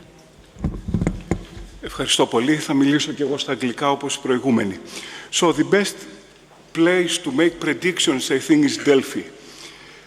But making predictions here, you have to compete with the oracle, which is dangerous, and I will try to do that, and actually I will not hedge my bets or my predictions the way that the oracle was doing, giving ambiguous predictions. I think the trends that are emerging are clear, so also the big picture is clear. I will make only 3 points. The first, I will describe the unraveling of the post-Cold War liberal order, and I will explain why this is unraveling, and this will explain why a lot of phenomena that we discuss make sense. The second, I will comment about the diffusion of power, and I will disagree with most of you about your predictions about a multipolar world. I don't really see a multipolar world, and I will explain why. And the third is the third point, I will stress the primacy of security, because we are entering a Hobbesian phase in the world with a lot of insecurities, and I will explain the 6 most important sources of instability. So unlike my friend Mr. Doukas, I will be very pessimistic about the future. Okay, the first point, why the post-Cold War liberal order is unraveling. This order was based on 4 things. First, economic interdependence, globalization. Second, spread of democracy, human rights. Second, international cooperation. Third, international cooperation. And fourth, the US hegemonic stability. The US was the policeman in the world, was keeping the oceans open, was facilitating globalization and the increase of trade. That was the 4 pillars of the liberal international order. All these 4 pillars are breaking down. First, globalization is in retreat. What we are seeing is protectionism, Closure will be strengthened, inward-looking blocks, trade and currency wars. So the phase of expansion of globalization is over. Second, spread of democracy and emphasis on human rights. That's also over. We see the rise of populism, nationalism, religious intolerance, and identity politics. So the second pillar is unraveling. Third pillar, international cooperation, strength of international institutions. I see that the opposite is working. I will agree with Ian Lesser, Americans are turning to unilateralism, not multilateralism. The first week, Trump cut 40% the American contribution to the international institution and decided to review all the multilateral treaties. It says something about the future of multilateralism. So, international cooperation, in other words, and the international institutions will play lesser role. And the fourth, hegemonic stability. I mean, the Americans, after World War II, and especially after the end of the Cold War, were the world policemen providing stability. With Obama, already the retrenchment is starting from Afghanistan, from Iraq, from the Middle East, from Northern Africa. So that was happening with Trump will continue. So it's a trend that was already there. Now, is it going the Americans to turn inwards? No. I mean, if you see last week, they increased the defense budget in 1 year by 54 billion. I mean, you understand,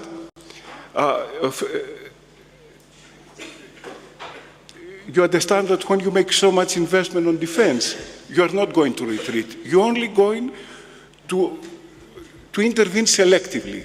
And selectively means where the primary threat means, which is Asia. So the Americans will continue to get involved, but only in places of high interest. Europe, they don't care anymore. Middle East, marginally. So these are big changes which are happening, and and because of that, I think instability will increase, and I will explain that in my third point. Now, let me get into my second point about power diffusion. Okay, so the assumption in the title of this panel is toward multipolarity and all these things. I don't really buy that. I mean, the Americans are controlling to a default of the world GDP. I mean, even if you look at future trends, they will go, let's say, to 20%. But who is rising? Only China. I mean, Russia has 1/10 of the US GDP right now. The Americans are spending 50% of the global defense expenditures. The Americans alone spend what the rest of the world is spending. The United States have incredible alliance networks, including Europe, Japan, Australia. Who else can do that? They have an incredible intelligence system. And using technologies like big data, they know anytime what's happening anywhere. So nobody can really compete that. Who are the challenges? I mean, Russia is superpower only because of nuclear weapons. Its budget is less than the increase that Trump did in 1 year. So how can Russia compete with the United States? China. Yes, China is rising, and I will come to that. But this doesn't mean that we are talking about a multipolar world. I don't see a multipolar world, in other words, or if this happens, will be more than 30 years. It's not down the road. What is happening, however, if we don't define power in a way of control over resources, but if we define power as control over others, or as control over outcomes, then the picture is different. Even if the US has all this hard power that I have explained, it cannot control outcomes internationally. Why? Because the world is more chaotic. Russia and China cannot compete with the US, but they build zones around them that the United States cannot easily compete. Look what's happening in South Asia Sea. Look what's happening in Ukraine. Look what's happening again in the greater Middle East. I mean, the US, yes, it's still has power but cannot translate it into influence and outcomes. So the future of the international system is becoming more chaotic rather than multipolar. That's my argument. Okay. And my third point about the sources of instability. I have written down 6 sources, but I already have a yellow card, so I will concentrate on the first and the most important one, the increase of the geopolitical competitions. You see China rising, that's for sure. I mean, 20 years ago, they were controlling 2% of the world GDP. Now they are controlling 14% of the world GDP. In about 15 years, they will reach economically the United States. First point. Second point, the strategic doctrine of the United States says, I will not let any rising competitor to overcome me. Now, taking this thing together, you get this Thucydides trap. I mean, every time that there is a rising power, the leading power stops it. That's happened in the Peloponnesian War, that's happened in World War I, that's happened all the time. So, the existing power and the emerging are really getting into conflict. Is the conflict going to get nuclear? Probably not, because the cost is too high. We learned that from the Cold War. In the Cold War, we saw one superpower really behaving like lost the war, and actually it lost the war without having a nuclear war. So we are going to have competition. The competition will be below zone. We are not going to see state-to-state armies fighting. We are going to see phenomena like the one that we see in Ukraine, the one that we see now in China Sea, using completely different techniques. So the prediction is that, unlike some of my co-panelists, very pessimistic about the future, because in these geopolitical antagonisms, if you add geoeconomic, regional instability, look what's happening in our region, the Middle East, resource wars, proliferation of nuclear weapons, more emphasis on nuclear weapons that's happening in the future, we're entering in a more exciting times, and I will agree it's really fast forward, but fast forward to more competition. That's the picture that is emerging out of the geopolitical analysis. Thank you. Ευχαριστούμε για κύριε Πλατιά. Και αφού κυρίες και κύριοι πήραμε μια σφαιρική εικόνα για το πού πάμε, ακούγοντας τις ανησυχίες, τους προβληματισμούς, αλλά και τις προτάσεις των ομιλητών, έχουμε 1 ώρα και 15 λεπτά για να... ικανός χρόνος για να κάνουμε τη συζήτησή μας. Οι ερωτήσεις λοιπόν δικές σας. Και ποιος θα είναι, παρακαλώ. Thank you. Achilles Saltis from the New York Times. I have a question that probably belongs, as Dora Valkogianni said, to Pythia. But I'm going to throw it out there. Maybe Ian or Adriano, maybe Solly would want to comment on this. I was reading recently Paul Mason's thesis on post-capitalism. I don't know if you came across his book, his article.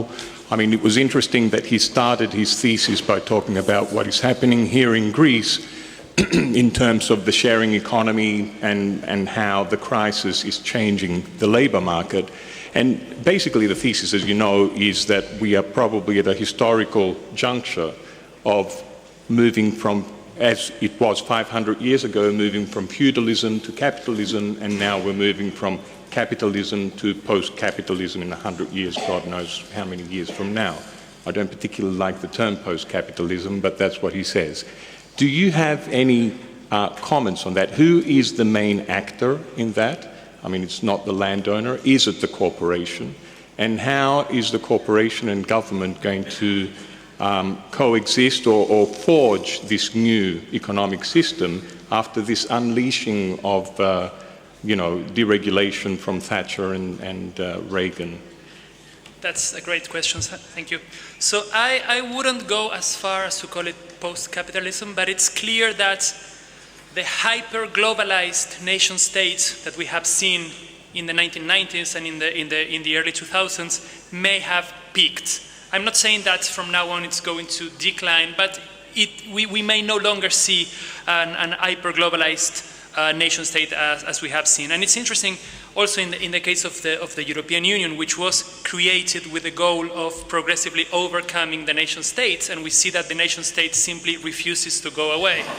And connected to what you were saying about technology, it's clear that automation, robotics present challenges for the labor sector, and that old model of economic growth based on intensive labor is obsolete. And even in China, it has become obsolete as China moves from the production of low-end goods to higher-end goods and even services.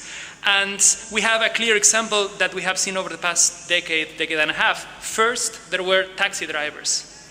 Then Uber came and threatened all the taxi drivers. But now we have self-driving cars, which are threatening both Uber and the taxi drivers.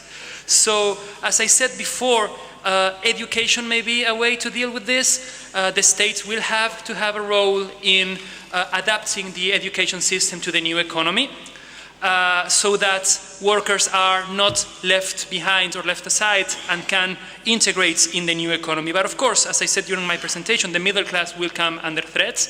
And when the middle class feels threatened, then you have economic consequences, because, as I say, they are one of the engines of the economy through consumption. But you also have political consequences, because, as I said, they vote, and they vote many times, in many cases, for messianic leaders who propose shortcuts to economic development.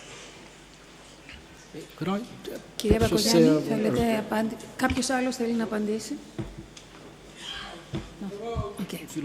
Just a quick word on this. I think we've been very bad at understanding where the center of gravity in terms of risk and financial flows and so on is, actually. I mean, David Smick had a wonderful book about this, where he talked about, the sort of everyone focusing on hedge funds. In fact, it turned out that Japanese housewives controlled more investment than all of the hedge funds together. We're very bad at understanding those sources of risk, but I think, in fact, something Soli said may turn out to be very important in thinking this through, a kind of what comes next in terms of capitalism. And that is something that may actually look like kind of corporatist capitalism. In other words, if you listen to a lot of the rhetoric, especially from populist politicians on both sides of the Atlantic, they're not really talking about free markets. They're talking about a kind of cozier shaped deal with large economic actors. It's corporatist. We've seen that before. This would be my reading in some ways of the Trump approach to big business. It's not taking the reins off of the market and just letting it do its thing, as a kind of traditional Republican thought might have it. It's something much cozier. It's something much more corporatist. It's something shaped, and that may be one response to the kind of forces you're talking about. Κυρία Λίβνη. I would like to refer also to some of the things that were said, and I don't think that it's the economy stupid. I think that all of us are stupid enough, and we need to understand that maybe we cannot judge the situation of today in accordance to history, because it's a completely different world. You were talking about judges or legal system. I would like to remind you that the President of the United States referred to them as so-called judges. We see this kind of trends against the courts also in Israel and in other parts. The press and the media is not the same and doesn't have the same power. Democracy is not the same. And young people feel that instead of voting, that can be more influential by using the networks. So therefore, I think that the best thing for us to understand, and most of us are part of the establishment that is being hated.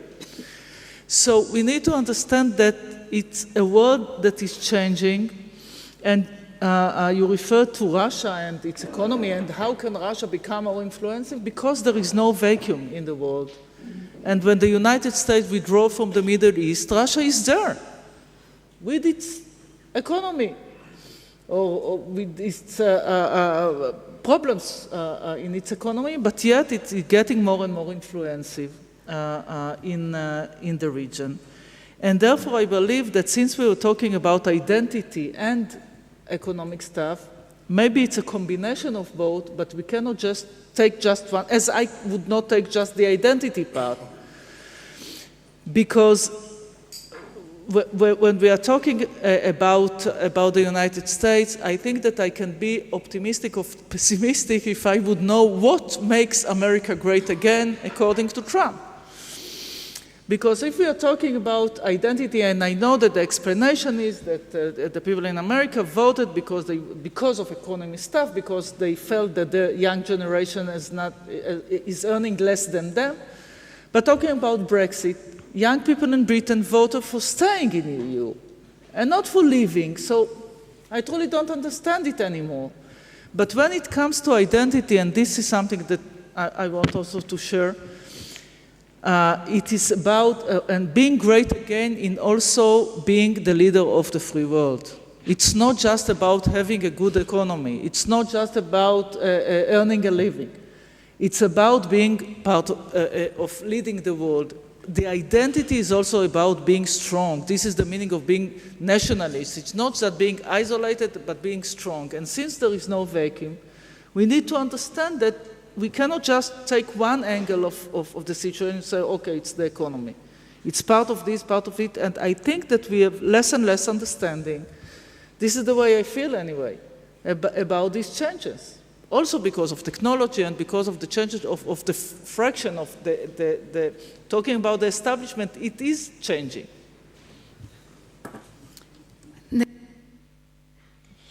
I would agree with that, but I think the world, and throughout its history, the 4,000-year-old history, goes in cycles. There's never a straight line where one power is completely dominant. At some point, there are two things. First of all, economic exhaustion. You cannot always be the policeman everywhere.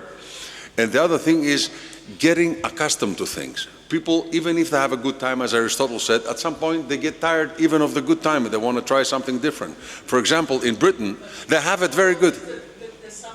Exactly. That's exactly the point.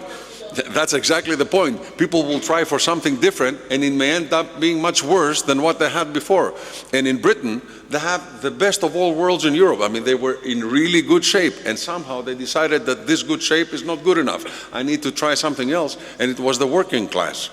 And regarding the question of capitalism, I mean, capitalism has existed for 4,000 years in various forms. It was in ancient Athens and in Egypt and in Syria and Babylonia and the Hittites and the Chaldeans. They all had capitalist systems, which means at some point you had a class of poor and a class of rich. And the class of poor was about 10 times more than the class of rich. And every now and then you had huge conflicts. In the city of Argos, the class of the poor literally got their clubs out and virtually massacred every rich person in the city of Argos down in the Peloponnese. These things happen throughout history and they will happen again and again. And now we are at the point where the people who feel they're not getting the benefit of globalization and they see all this richness are revolting in a much more milder way. I mean, revolting by voting Trump or Le Pen is not exactly revolting by massacring.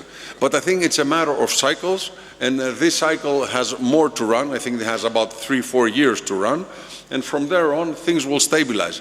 With the caveat, there are always unexpected things. I mean, something crazy may happen to the South China Sea area, where I think China has managed to make a little bit of a mess, including with its own Asian neighbors. It's not China against America in the South China Sea, where everywhere they find they build airports right in the middle of little islands. They have a problem now. China has a problem with Vietnam, with Indonesia, with Thailand, with India, because they're spreading locally, and the other countries don't accept, but there's nothing they can do. And they look towards Obama in the last few months, and Obama didn't respond. And I don't know how Trump is going to respond. So there are areas of question marks, but everything else is part of a natural cycle that has happened over the past 40 centuries.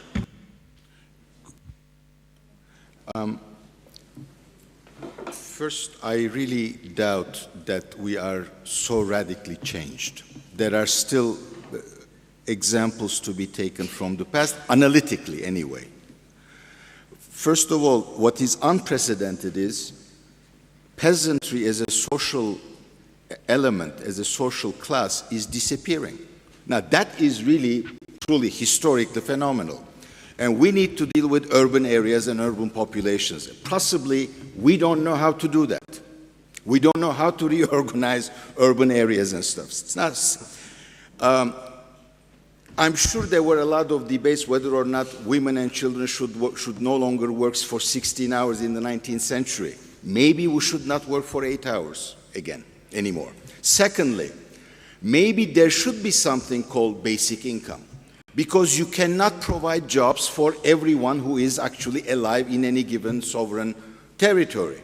But those are very radical things in the logic of capitalism as it is constituted today. And as I said, will corporations give up on quarterly reports and where their shareholders take a cut? And those are things that only politics can deal with.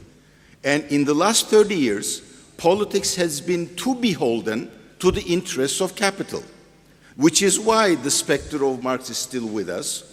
And whether or not we deal with it in a more social democratic way or in a Leninist way may very well be the very critical question that we're going to be facing.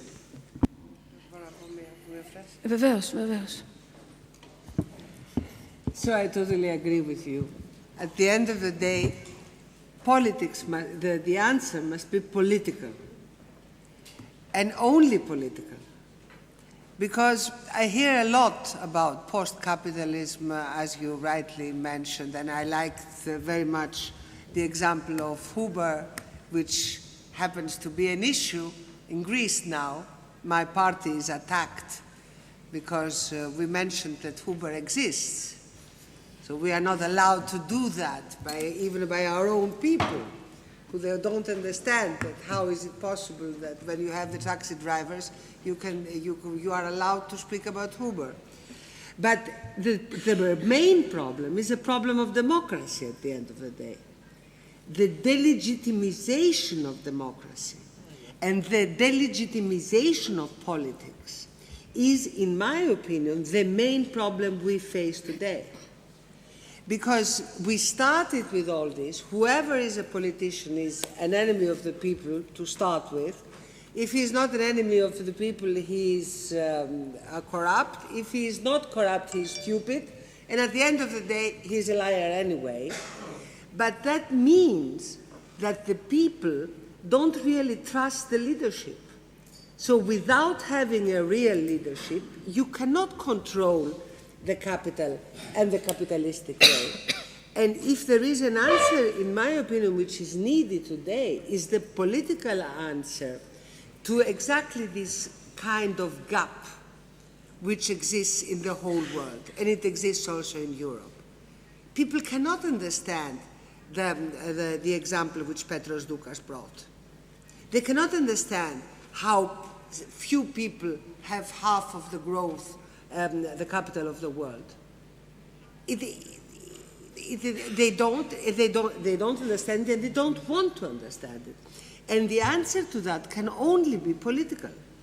So that's why if we have to fight back, it's also to fight back in protecting politics, in protecting democracy, in protecting the way we really believe we want to live with, which means that we take in account the word of the people, and not only the word of the capital.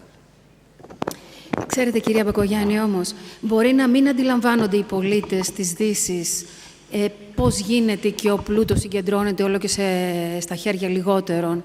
Μπορούν όμως να καταλάβουν ότι δεν παίρνουν το μερίδιο που τους αναλογεί. Και αυτό είναι το ζήτημα, η αντίδραση ενδεχομένως που κάποια στιγμή θα υπάρξει. Αυτό θα πρέπει οι πολιτικοί και με ΙΤΑ και οι πολιτικοί με όμικρον γιώτα να σταθούν περισσότερο πάνω σε αυτό. Παρακαλώ, ο κύριος από το κοινό θέλει μία παρέμβαση να κάνει. Ευχαριστώ. Ίσως απήντησε κάπως η κυρία Μπακογιάννη. It's a question mainly to Ms. Livni, sorry. First two words of the panel are power, shift of power. And then we come to the last two words with our power centers. Don't you think that exactly the power centers change today? Because I heard yesterday evening a lecture on the diminishing of the meaning and the importance of the state. Maybe it's true that the state we knew till today is shifting into another, let's say, meaning, idea, entity, whatever.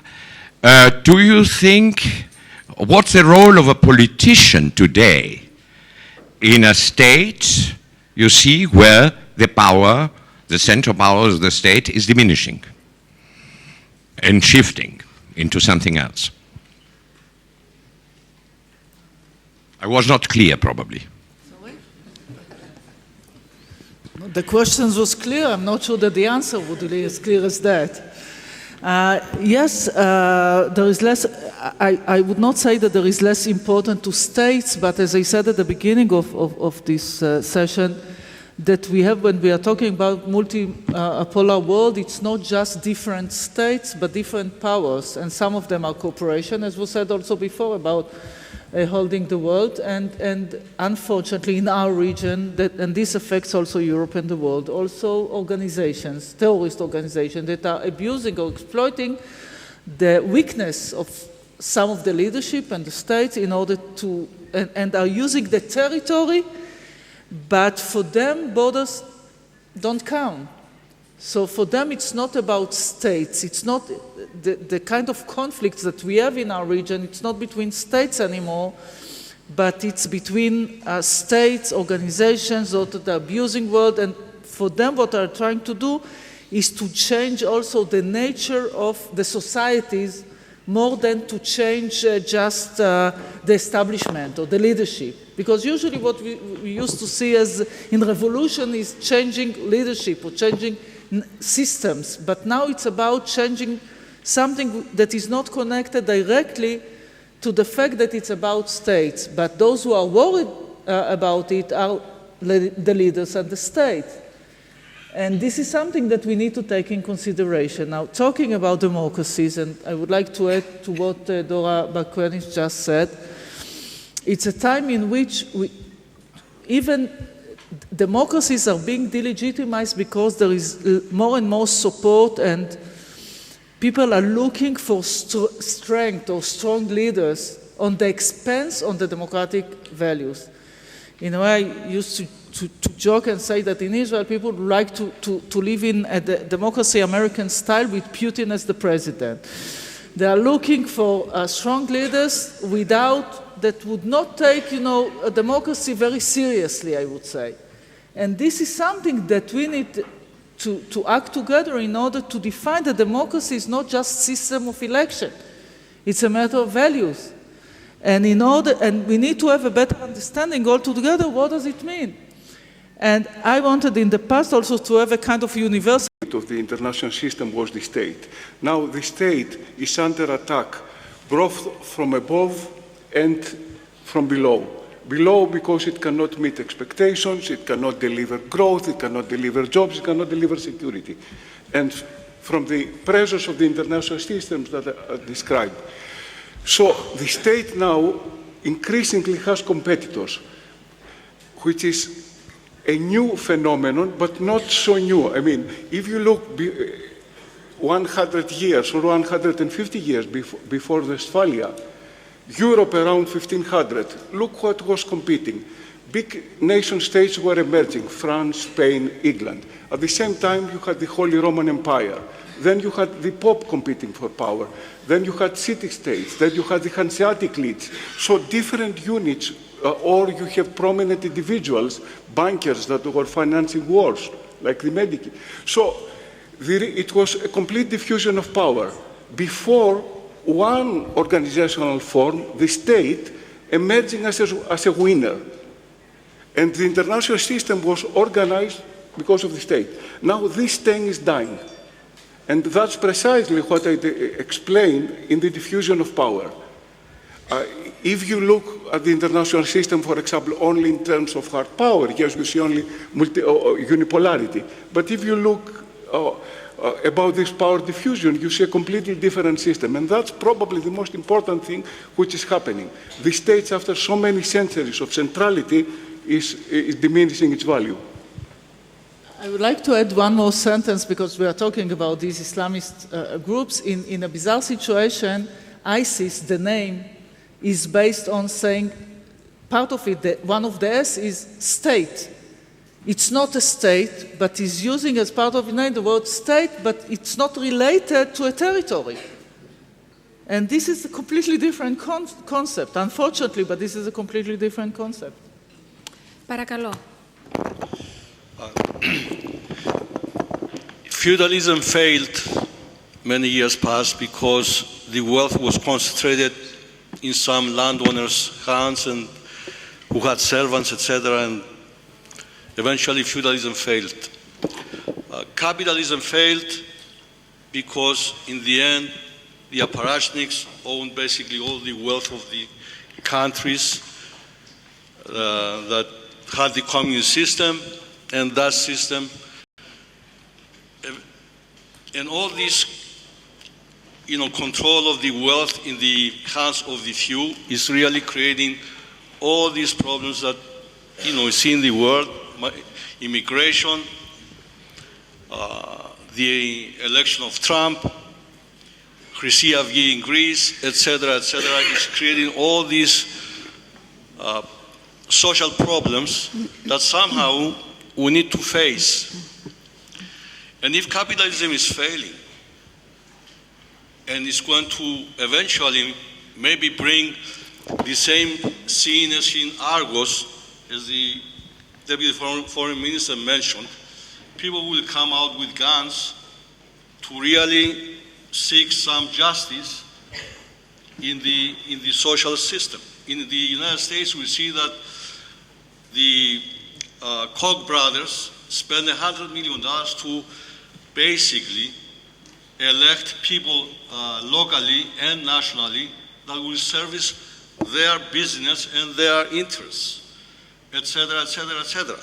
Democracy is diminishing because of this concentration of wealth in the hands of the few. So how are we going to eventually really be able to replace a system that is really generating wealth that could really, if it was equitably divided, it could bring the most amazing times in the 21st century for the people of the world. We have to somehow work towards a new, and it has to be a capitalistic system, but it has to be a new system of capitalism that will eventually be able to equitably distribute the wealth of the world, so it will be more equitability and at the same time more democracy, etc., etc., etc. So I believe that is the main question that we have to answer eventually. If all these systems failed, and if the capitalistic system is the only system that can generate wealth, how do we somehow bring it together to eventually create wealth for everybody and equitably, instead of the very, very few that is bringing all these problems worldwide?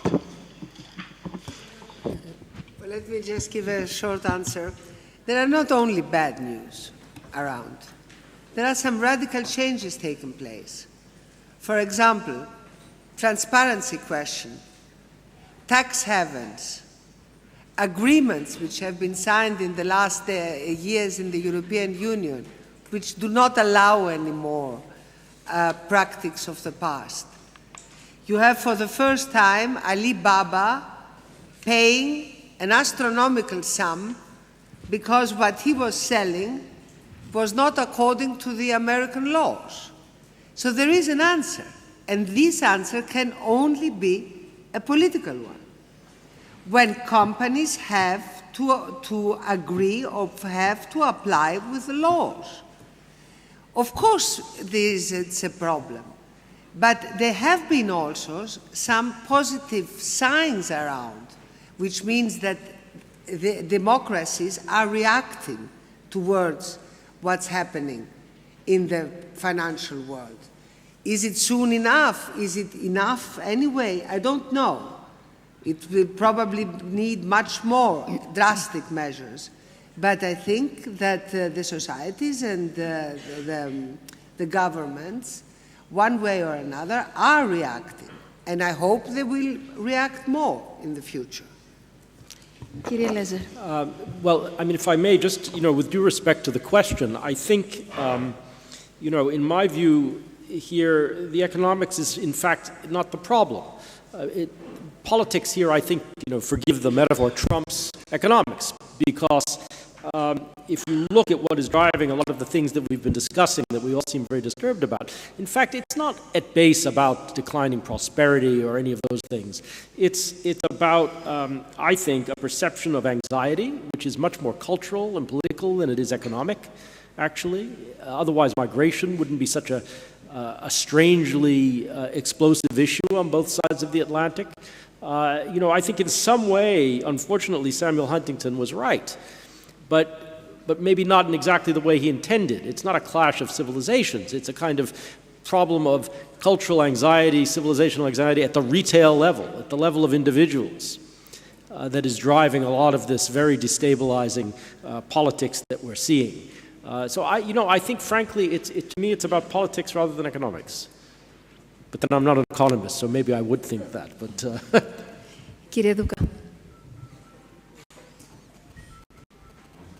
I'll give you another short example of what happened in Argos. Something similar happened in the island of Chios, which is very close to the border with Turkey. The poor really literally revolted and executed most of the rich, but some very few rich were still around. So one of the democratic leaders said, leave them alone, because if we destroy all of them, then we'll start shooting at each other. So keep a future enemy there, so we don't get a civil war in between us. Now, the open systems, the free market systems, and the global systems are bound to generate inequality. It's mathematically definite. Because what happens? If I run against Usain Bolt for 100 meters, he will go 100 meters and I'll be at the 10th meter. So our difference will be 90. If I run against him in the 200-meter sprint, by the time he finishes the 200 meters, maybe I'm done 30 meters. So our difference in the wider space is going to be 170 meters. If I run a mile against him, by the time I run 200 meters, he will have finished the mile. So our difference is going to be 1,400 meters. And if I run the marathon, which is a much wider space, he will finish the 40 kilometers of marathon and I'll be in the 3rd kilometer. So our difference will be 37 kilometers. From the 80 meters, we're going to be different in 37 kilometers. So it's inevitable. And if you start destroying the system because it produces these bad effects, then you will also have increased poverty everywhere. So somehow you need to keep the system which allows for both freedom and productivity and creativity, but ensure, first of all, free education, so people have good access to good free education, a minimum social security fund to pay for the basic social security needs, and a minimum pension. If you're a citizen of Greece, you get, 400 or 500 euros per month of pension. But then I allow those who create wealth to keep on creating wealth so I can give better pensions to the masses. Now, still, there will be stress. No matter what happens, you're not going to have a good solution. There is no such thing as good solution because of the nature of people. You just have to ploddle along and see if you can get, as Dora said, some decent political solutions. None of them will be satisfactory to more than 40%.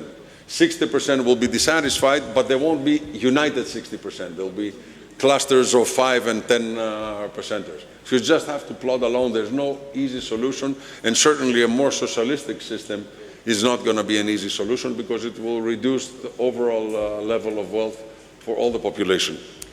Παρακαλώ να δώσετε το μικρόφωνο λίγο στο κοινό και θα έρθω σε εσάς, κύριε καθηγητή.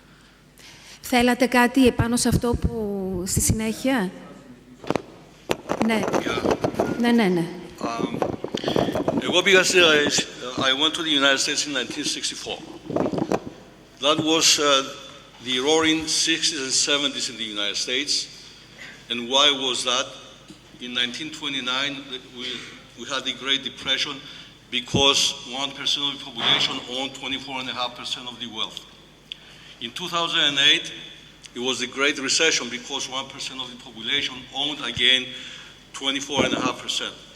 When I went in 64, it was the roaring 60s and 70s when 1% of the population owned the taxation, which at the time was 50 to 75%, until the Reagan years from the 19 to that number anymore. Therefore, the rich are getting richer. There are no taxes anymore for the government to be able to really help education and health care, etc., etc., etc. So somehow, you know, the only thing I know as an entrepreneur is that entrepreneurship creates 75% of the employment in the world. From 1 employee to 10 employees, all these small businesses generate 75% of the employment worldwide. And we know of cooperatives in Spain, is Mondragon and a lot of other cooperatives and partnerships that where the worker owns part of the businesses, so they earn a wage plus working hard and smart. They also own part of the companies that are really progressing. And this cannot, you know, happen overnight, of course, as far as I'm concerned. And the business people of the world and the communities in the world, we could somehow strategize as to how to enable people to create small businesses, you know, in their neighborhoods, in their towns, in their counties, etc., etc. So eventually, once the people own part of something, they will thrive. They will have an opportunity to thrive. And that is what this present capitalistic system is failing, because it never gave an opportunities. And somehow politically, we are never able to fight the big landowners and the big you know, industrials, etc., etc., etc., because they control the media, they control everything else, etc., etc., etc. They control Washington, they control the capitals of the states, and I'm sure that the same in the world, the same in Greece, and we know that for a fact. So somehow we need to really give ourselves this great opportunity of creating something that we know that it can thrive, because we know cooperatives that thrived worldwide. Είναι σαφή αυτά που μας επισημαίνετε. Σας ευχαριστούμε πάρα πολύ για τις επισημάνσεις. Να διαχειριστούμε λίγο το... For your riveting insights and views. My name is Konstantinos Kanelopoulos, and I'm a Stavros Giannis Fellow at the Johns Hopkins School of Advanced International Studies, and I have a question on the future of the liberal order in the Western world. The twin events that shocked the world in 2016, the shocking electoral victory of Donald Trump in the United States, and the decision of the British people, the sovereign decision of the British people to leave the EU, indisputably represent a radical transformation of the world that was built after the collapse of the Berlin Wall. Timothy Ayrton Gash calls this the post-wall era. We could say this is the end of history. As voters on both sides of the Atlantic are choosing to go towards populism and openness, liberalism, and democracy are under siege, fewer people believe in the transatlantic values, the vitality of the transatlantic relationship, and the indisputable role of the liberal order. To what extent do the panelists agree with Joschka Fischer's statement that this might represent the end of the West and the liberal economic order? And with that being said, do you agree with the fact that the decision of President Obama to go to Germany after Greece in his symbolic message, and the message that was delivered by Angela Merkel to Donald Trump in his election, is Angela Merkel the natural heiress of the Atlantic Charter? Thank you. The natural heiress of the Atlantic Charter. Well, you ask a very, very good question.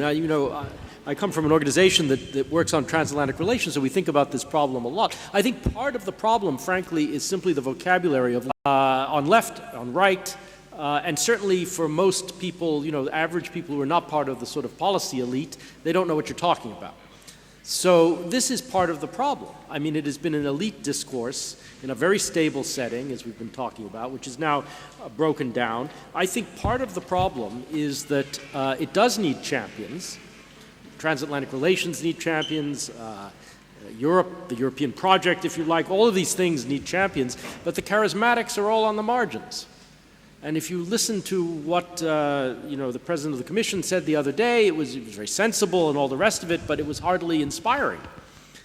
And there are just a lack of champions for this kind of very sensible, tolerant, cohesive, cooperative kind of model, which we all like. I think at the end of the day, it's not an easy thing to grow a new generation of transatlantic leaders who are capable of making that kind of, very stark, but very compelling argument. And I don't think you fix that overnight.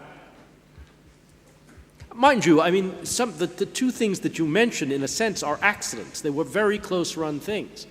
If you changed one little variable in each of them, probably, we would be having a totally different conversation here, possibly.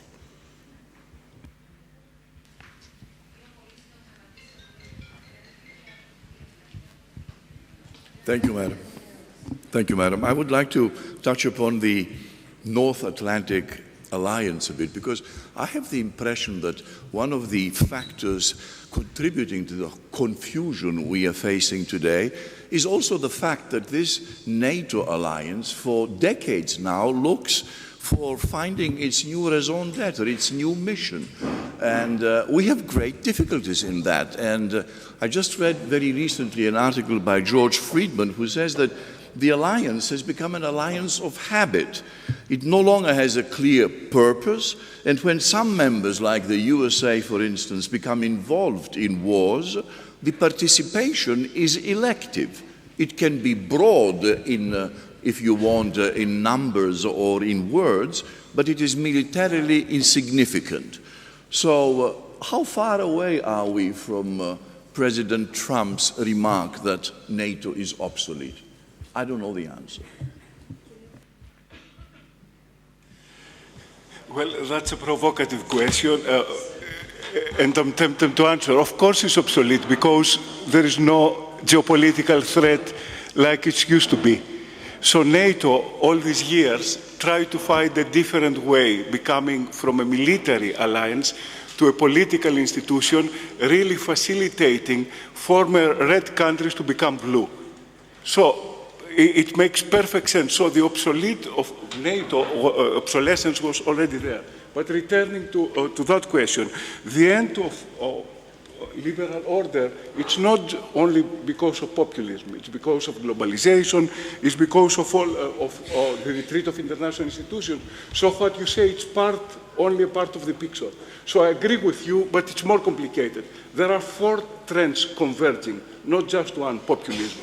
Now, on your second point about the decline of the West, I don't buy that argument. I mean, these books about the West and the rest and all these things, the only thing that they point out is some statistical data that, of course, India, it's balancing China in the area. So, instruments to play.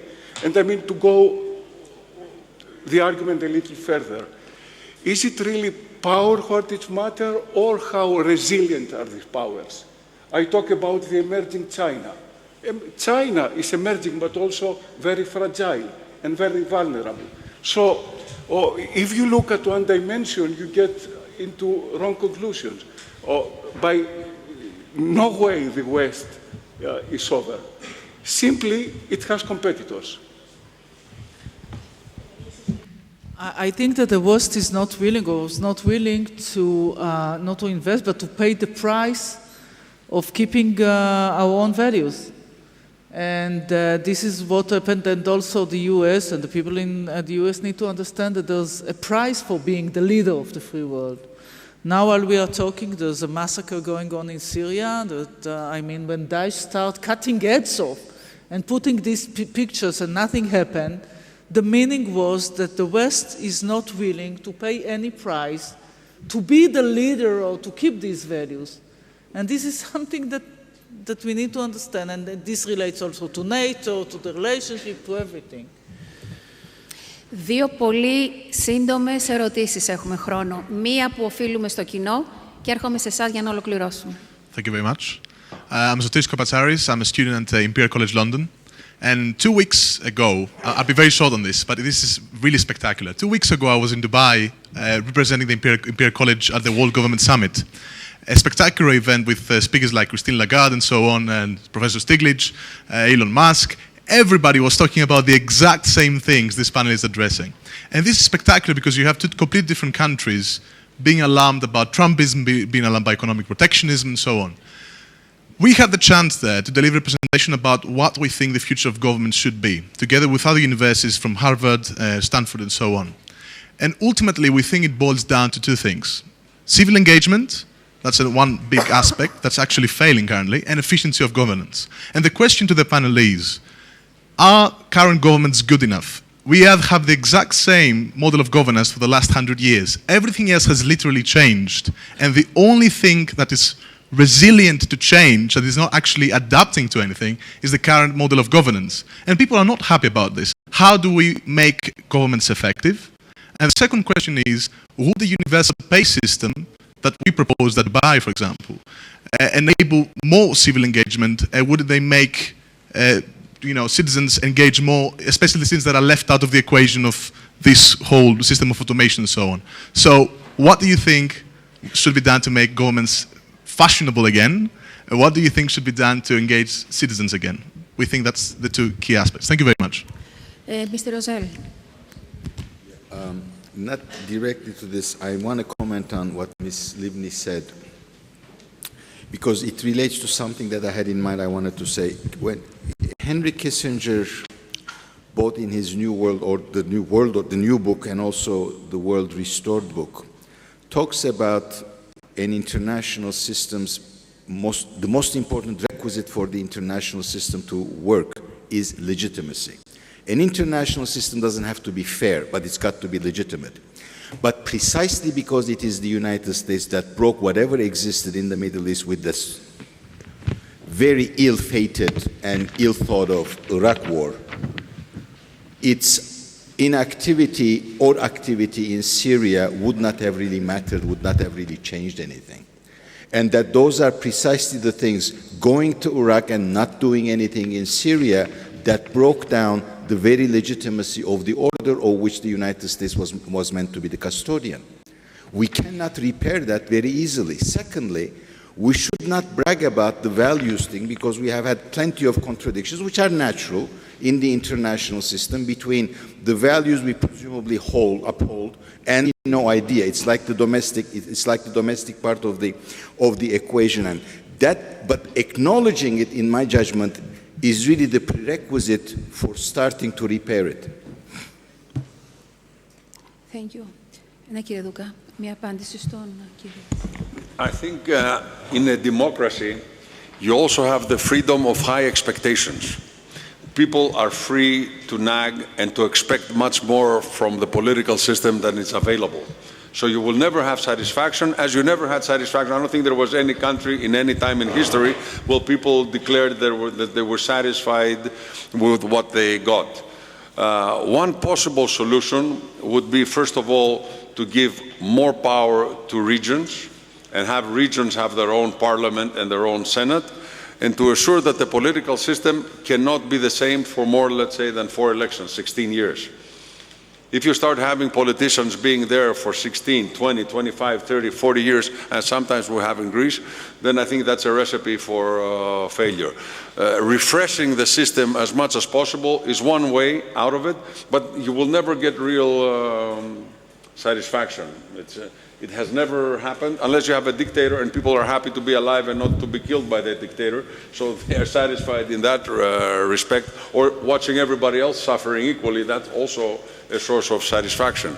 But in a democratic system where things are open and some people can move faster, and you can have the freedom of complaining without recourse, it's going to be very, very difficult. My system would be to have greater refreshment much more frequently by changing members of parliament maximum after 16 years and having more systems of senates and House of Representatives at the regional level, so more people get involved.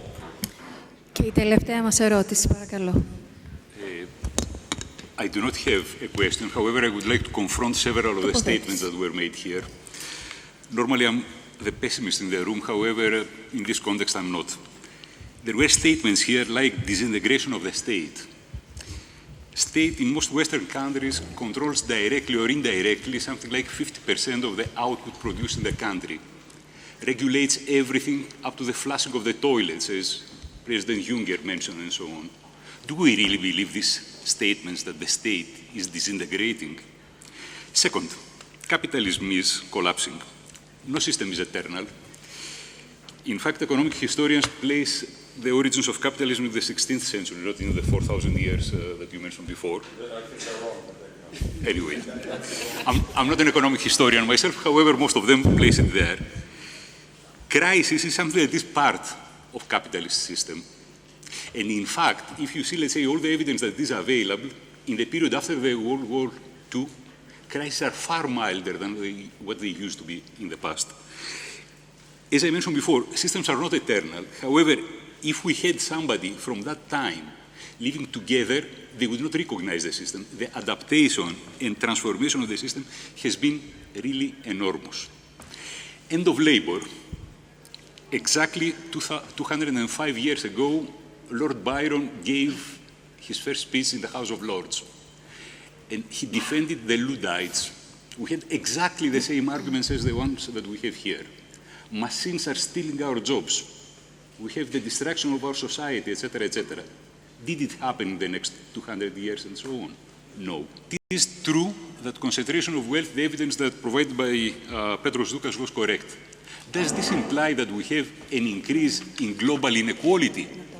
The answer is emphatically no.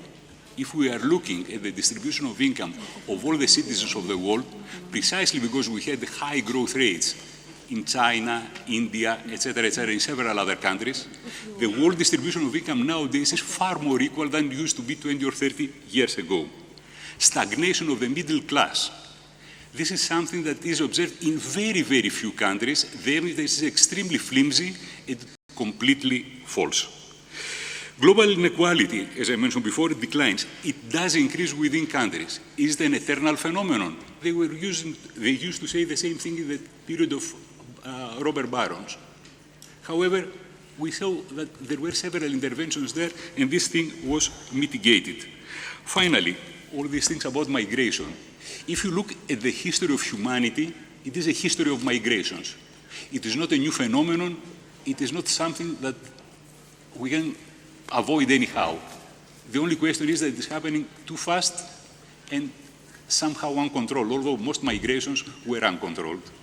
Thank you.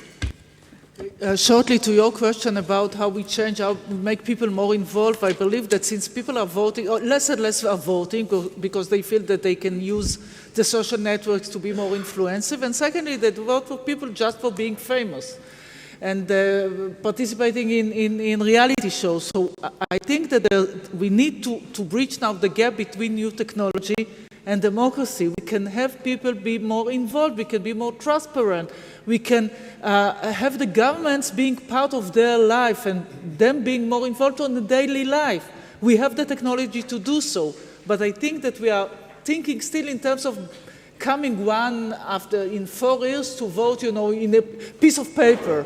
The world is changing and we need to adapt, and maybe this can regain trust between the leaders and the people. Επίλογος. No, I can't. Yes, Just on the technology versus labor force debates, I agree with you that every time that a new technology arises, there are questions about the impact that it will have on workers.